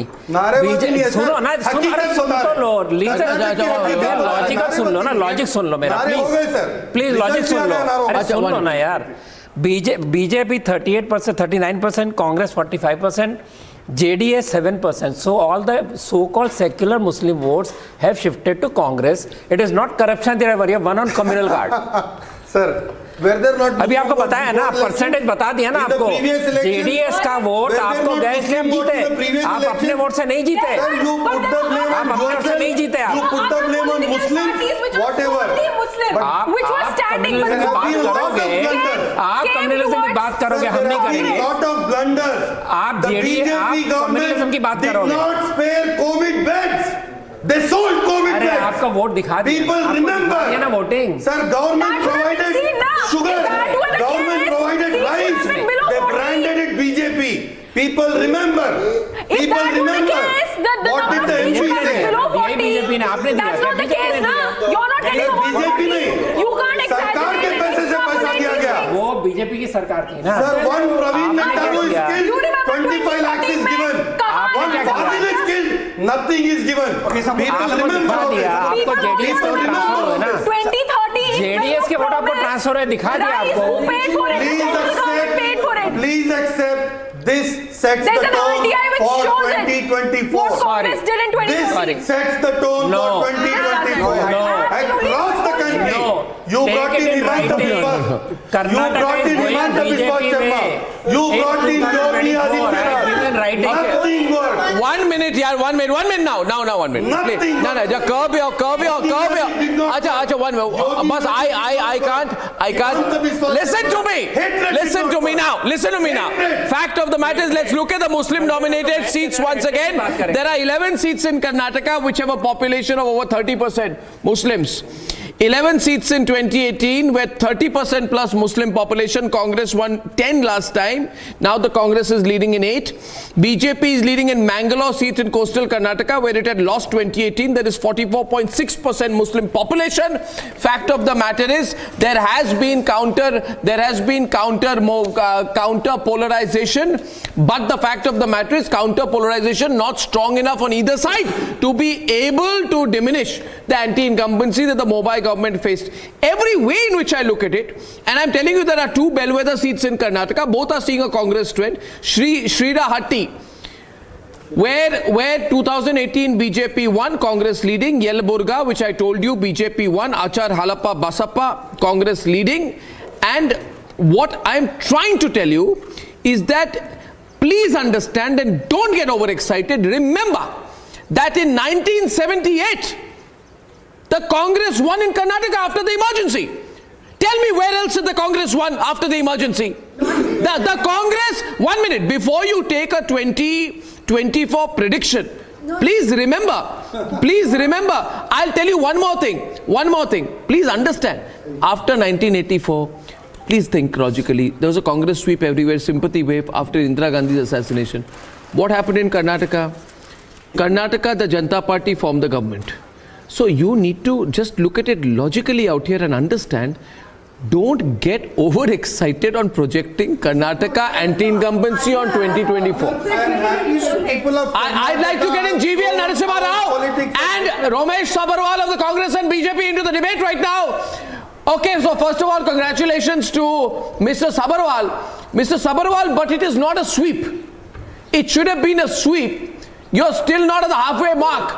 BJP is still close to 87-90 seats. You're right. Why is it closer than it should have been? Good morning, Arnab. We have to concentrate on the percentage of votes. The percentage of votes will decide. The percentage of votes, you got more last time when you lost also. Your vote share was more last time also when you lost the election. आप क्या बोल रहे हैं? I'm not talking. No. I'm not talking about number of seats. I'm talking about the percentage of votes. Last time we were ahead with the BJP with 1 or 2%.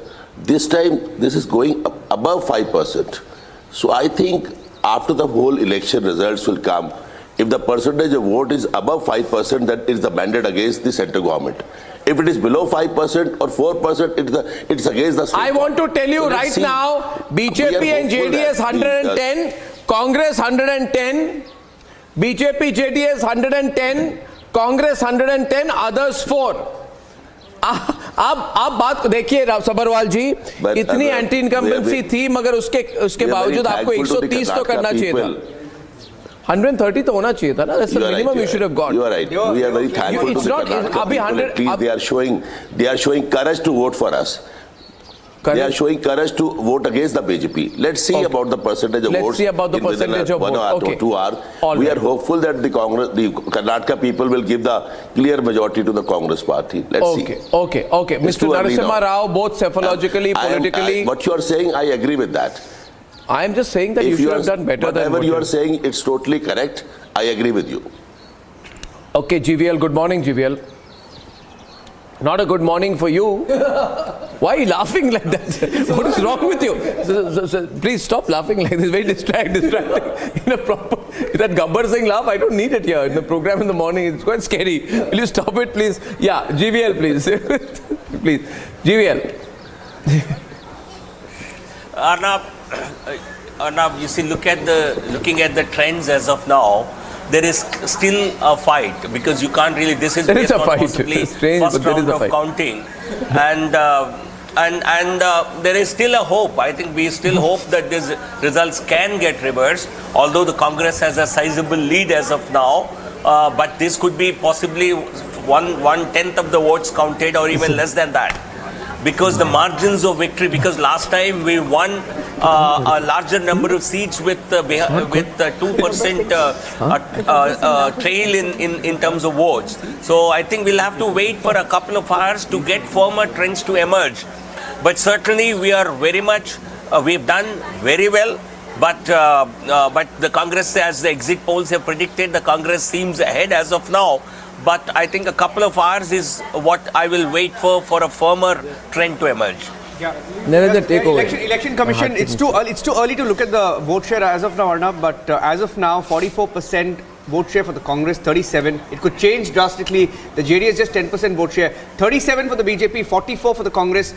Election Commission numbers, 74 for the Congress, 45 for the BJP. BJP, JDS 111, Congress 110. Yes, I'm just bothered about that number. Yes, that's the number. What is going on here? 111, 110. Apparently, what I hear is ये क्या है? नहीं, Sabharwal ji, I'll tell you one thing. If BJP goes to 85-90 and JDS is at 25 number, anything can happen. Anything is possible. You know how politically what will happen then? If the Congress is not at a because you are very intelligent than all of us. You have already given this speculation like this. But I am hopeful that there is a percentage of vote is very high. Difference 7-8% is going on. I am hopeful that the Congress will get a full majority in this. Pratap Kanagal from JDS is with us on air right now on the screen, ladies and gentlemen. We have Congress, JDS, BJP.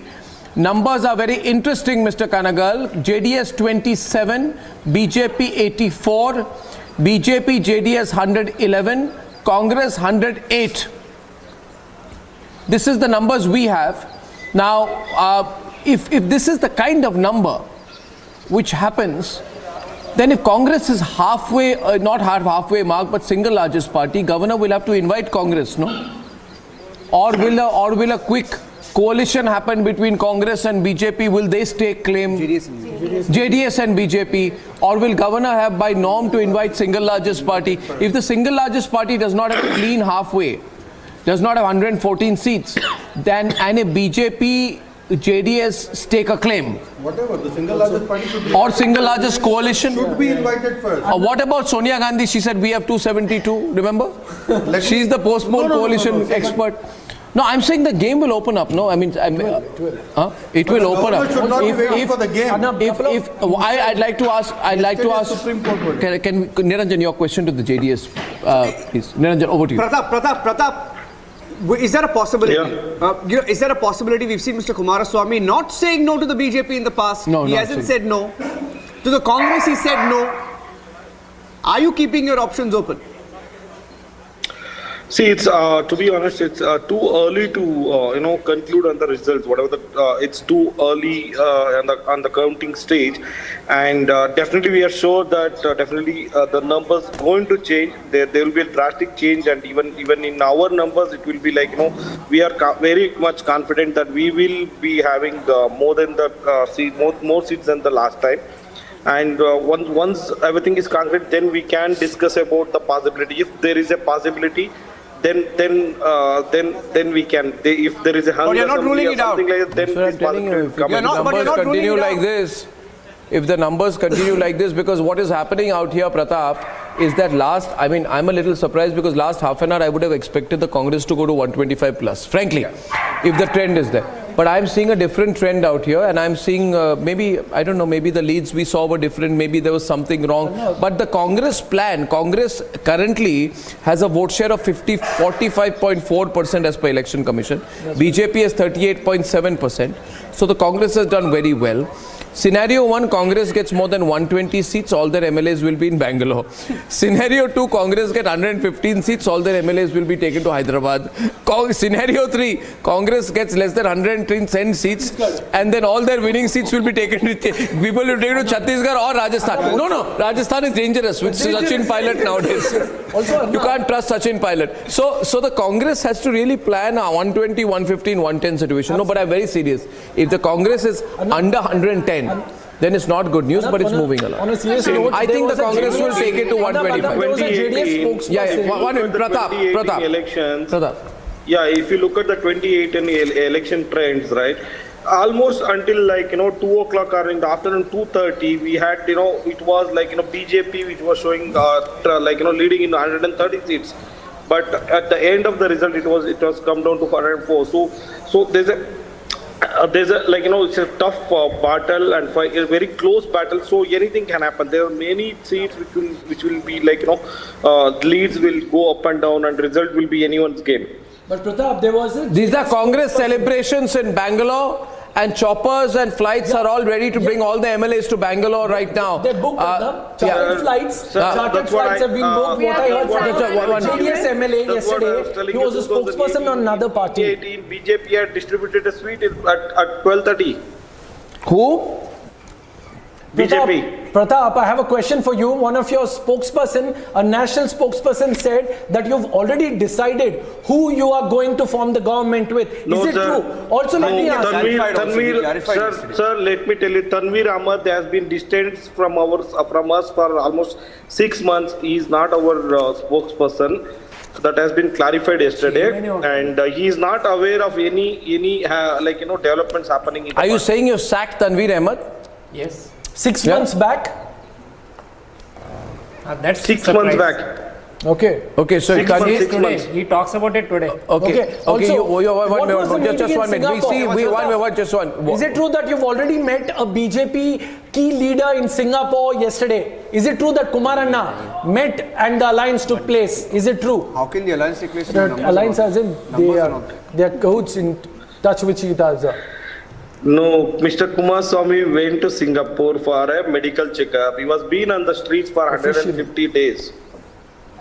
It's not the first time he has been for the checkup. There are no medical facilities in Bangalore. There are no medical. Sorry. Go on, ask the question. I mean, look, there's a limit till which you can fool people. Okay. Please don't say this. It's fine. He went to Singapore for whatever work it was. There's not like there's no medical facility in Bengaluru, sir. In case you don't know of good doctors, I can refer you to some, but that's not, I don't think that's what it is. What I'm trying to say. You are also preparing. You're a political party. You're making a deal. We understand. But, looks like, I don't know. Mr. Kumaraswamy is the only one who went abroad. Not any other leader. Sonia Gandhi had been. I'm talking about Kumar Anna because that is the conversation we're having. No, right after the voting, right? No, 1 minute. Let him, don't talk. No, I'm saying that he has a right to get tweeted anywhere he wants. Arnab, I don't think that is just one day before there is a possibility that the JDS might extend support to the BJP or the Congress. Because I'm seeing a situation here. You can think whatever you want, madam. You can think whatever you want. Pratap, 1 minute. They are also thinking that. But Just it 1 doesn't minute. matter now. Looking at the numbers, what are you sensing? What is it that you're... 80-27 Pratap, I'm asking you, GVL, please come on the screen. Let's get Congress, JDS, BJP all on the screen. The numbers are very interesting. I like this. 80 BJP, 27 JDS right now. And where is Tanveer Ahmed, by the way? If we must get him to have a debate, because he's been speaking on behalf of the JDS for all I know. But Pratap said he's not speaking for the party. We must get him out here and understand who's speaking for whom. You see, we are very confused. We're innocent people, Pratap. We don't know you complicated and cunning politicians, what you do. We are simple people. We are simple people. Whoever gives us Mysore Pak, we will have. We don't discriminate when it comes to Mysore Pak. But question is, हमारा ऐसा है कि I don't know what's going on. 80-27, JDS, BJP is 117. Will it be an alliance, Mr. GVL, or will it be a single party? If 80-27 and JDS numbers are consolidating. Now I think at this point... Go on.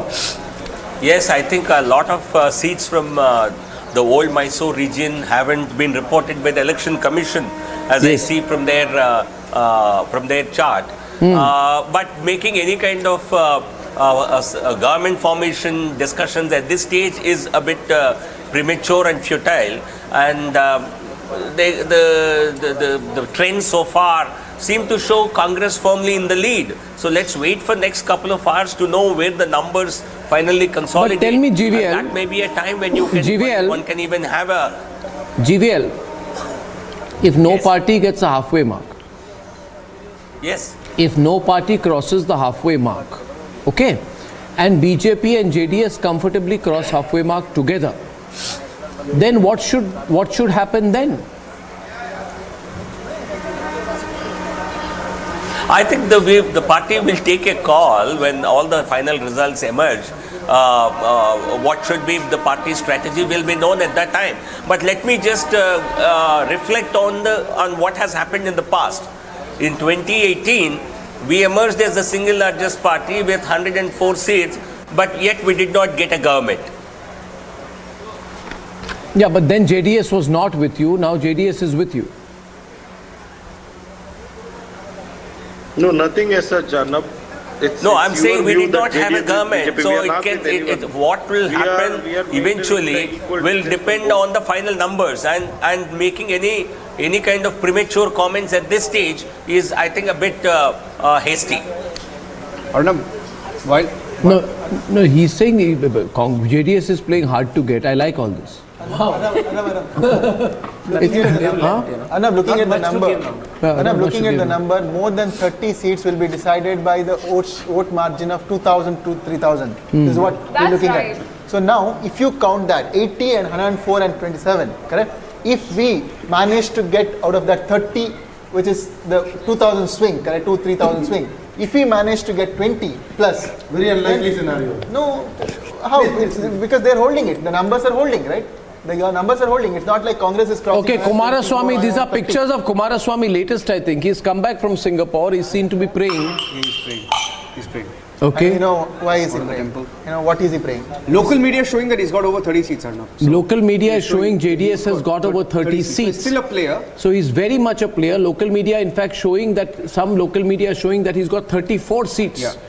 Now, if he has 34 seats, if he has 31, 32 seats, even we are showing the projections for JDS growing, then JDS enters the game at the last minute, right? And then it is open. I mean, see, I feel the Congress is vulnerable if it continues to stay around the 110, 114 mark.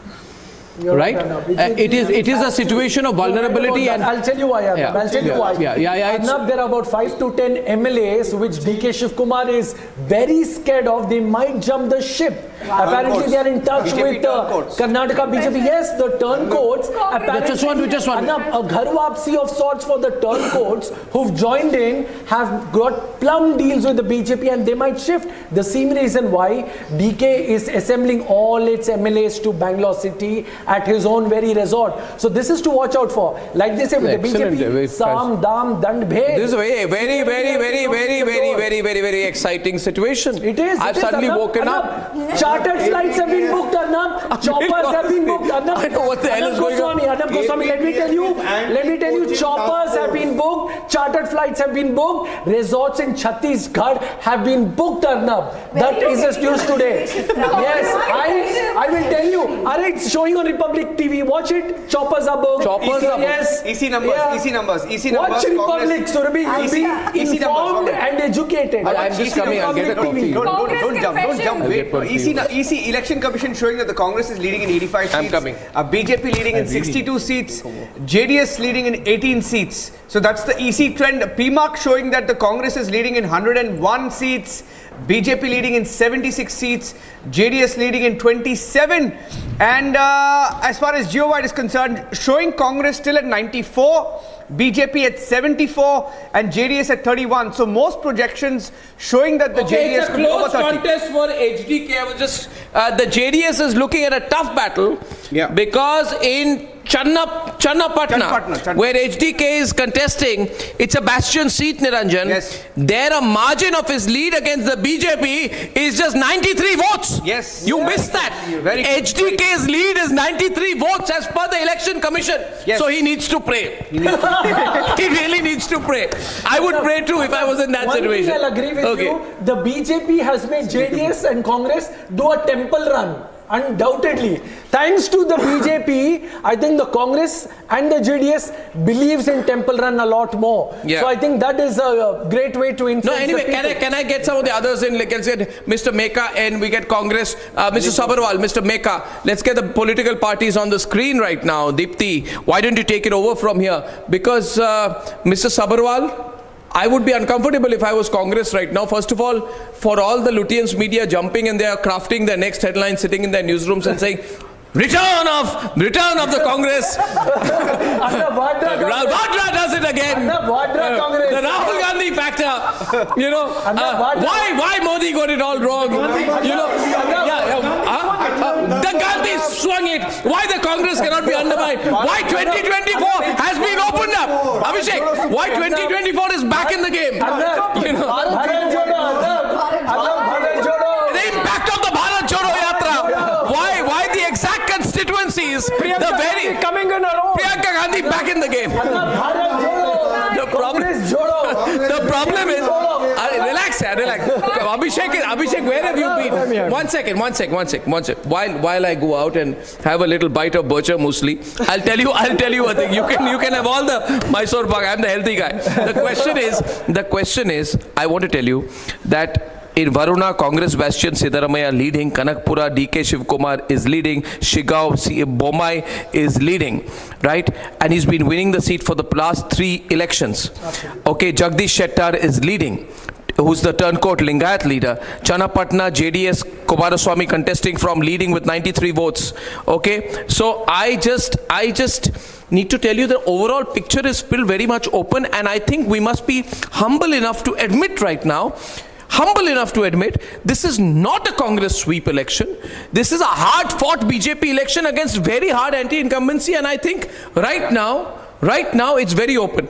If the Congress does not by 10-15 cross 120, it will be in trouble. I think because Arnab, I agree with your analysis. I mean, come on, it's 10 o'clock. It's 10 o'clock in EVM time. Arnab, let me tell you. It's 10 o'clock. Yes, Arnab, let me tell you. It's 10 o'clock. Arnab, there's nothing to tell anymore. You are right, Arnab. 120 number, you are right, and I'll tell you why. With my analysis, I'll tell you why. I'll just tell you why, Arnab. Can Anil speak, please? Anil, please speak. Anil. Contested election. Yeah, it's a closely contested. Unless you finish more than 70 to 80% of the counting, you will not be able to get the right seat share, because it is most of the seats are swinging between less than the 5,000, 2,000, 3,000 margin, because it's closely contested, because there is no wave, neither the anti-incumbency wave or the incumbency wave, which so Pratap, is the election over or closed, Pratap Kanagal? Yes. Is the election looking open to you? What are you hearing? You must be getting some local feedback also from the ground, from where you put up your constituencies. You must be getting more detailed numbers with you.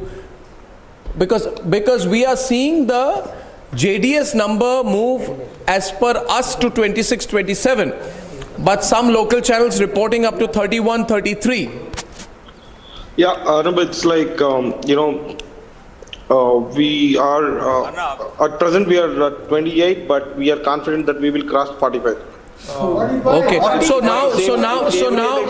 now really, it depends very much, GVL, on the JDS's performance. I think BJP is more or less maxed it. It depends on how the JDS does for you, no? GVL? No, Arnab, it's the Congress was supposed to have, you see, as you know, the entire polling community, the media, everybody expected a runaway victory for the Congress party only a month ago. The early polls had shown Congress way ahead. Some polls have given it even 140 seats. But today you can see our performance is creditable. Even if we were to end with a tally of 80 plus seats, I would still consider it's a good performance. And more importantly, in terms of vote share, what is the Election Commission of India data shows as of now is about, we have polled about 37% votes, which is 1 percentage point more than what we had polled in the last election. So therefore, if the numbers stick, even if the numbers stick, what is interesting is, our performance has been creditable, and it points towards a sort of a tantalizingly close outcome. So Congress is certainly not way ahead, or way ahead of a majority mark as it was earlier estimated to be. This certainly is some good news even for us. In bad news, this is good news. If JDS and BJP come together, you can form a government with as of now. Something like bacha first to nahi aaya. But let's see, now we have to look at the possibilities of government formation. उसी पे focus रखो ना. Let's forget everything else out here right now. One minute. I'll get. See, Renu. Let me go to Renu. Looking at all possibilities, politics is about formation of a government. It's a make or break election, right? The BJP and JDS will do everything to come together to have a toehold in the formation of a government. The situation is like 2018. Only BJP and Congress have changed their numbers. What the Congress got last time, BJP is getting this time. What the BJP got last time, Congress is getting this time. Congress is doing slightly better. And initially the government was formed with Kumaraswamy and Congress, right? Then Kumaraswamy cried, said he'd been betrayed, and a year later went with the BJP. The general elections are a year from now. If the numbers are like this, so Renu, your sense of what is likely to happen politically. Let's take away the ideological prism from our discussion completely. Let us look at it very practically right now. Okay? Yeah. Yes. Your reading. What will happen? The fact is that once the Congress crosses 113, the governor will be duty bound to call them. Because there is no pre-poll alliance between the BJP and the JDS. The JDS may decide to go with either party depending on how they are hedging their bets and the kind of Muslim support base that they have in their area of influence. Now the fact is that once that happens, you never know, the JDS may extend outside support to the Congress or may even bargain to be in the government depending. And if the numbers cross 120 for the Congress, as is looking likely in many of the other channels and all, and what the Election Commission is showing, then I think that it's a done deal for the Congress party. And I don't think that we should link this with 24. Do you remember in 2018, the Congress won Rajasthan, it won Madhya Pradesh, it won Chhattisgarh, and it won all these states. But what happened in 2019 Lok Sabha elections? It was 0 in Rajasthan. Minimal, I think, 1 seat in Madhya Pradesh, same thing in Chhattisgarh. So the fact is that you are looking at a Modi-led Lok Sabha, and there is still nobody who's standing opposite him. Rahul certainly, I think, is not a factor in being a leader who can take on Modi. So I think that these are all isolated elections. But what happens if I'm just saying, what if corruption, 40%. Okay, what if Renu, may I intervene here? Now let me tell you, what happens if, say, Mr. Sabharwal or Abhishek, if the numbers of the Congress are at 110 or under? What happens then? Then it depends on Arnab if the BJP is able to cross the 90 mark. I don't think that's going to happen. No, well, if it happens, because if it happens, to be called if it happens, if the BJP, if the Congress is at 110 or under, if the Congress is at 110 or under, break the Congress later. As it has been doing in many states. No, but why would they wait for later? It's an expertise that they've got. Why would they wait for later? They can certainly try and break the party. See, the Congress is at 112 now. You see, in Himachal, what happened? The BJP tried through Rani to break the Congress, but the MLA said, no, we have just fought against the BJP. Yeah, but Renu, let me also get, 90 is the number. Let me get Abhishek in. The logistics in real politics this time, the difference is between 2018, 2013 and 2023 is the BJP is hungrier. The BJP has more stakes in this battle this time. And the BJP will be a little bit more, if I may say so. I think, Renu, allow me please. I think the BJP will be more cutthroat. The BJP will be more cutthroat, and the BJP of 2023 is a go all out BJP. But so I don't work like this beyond a point. No, an example of how the BJP See, is there cutthroat. again, you brought the ideological prism. I didn't. I'm saying nobody is good, nobody is bad. There are only numbers. Okay, so Abhishek, if the numbers are like this right now, as they are, what would the BJP do? Reading, as you know the BJP well and closely, how do you think their strategy will be right now? Will they take a very, okay, we didn't get the mandate approach, or will they say, let's go for the kill, let's try something else? Or no, it will depend on two caveats. One, BJP has to cross the 90 mark, because if you're looking at... You really think so? Yes, I don't think so. I don't think so. I think it's more to do with what Congress gets. Exactly. So 105, 110, if the Congress are around about that, the BJP needs 90 plus to have some comfortable margin. Congress has just now come down to 109 as per our number. Yeah. Right? So 105, 110 range. Pardon me? The Congress I think the top graphic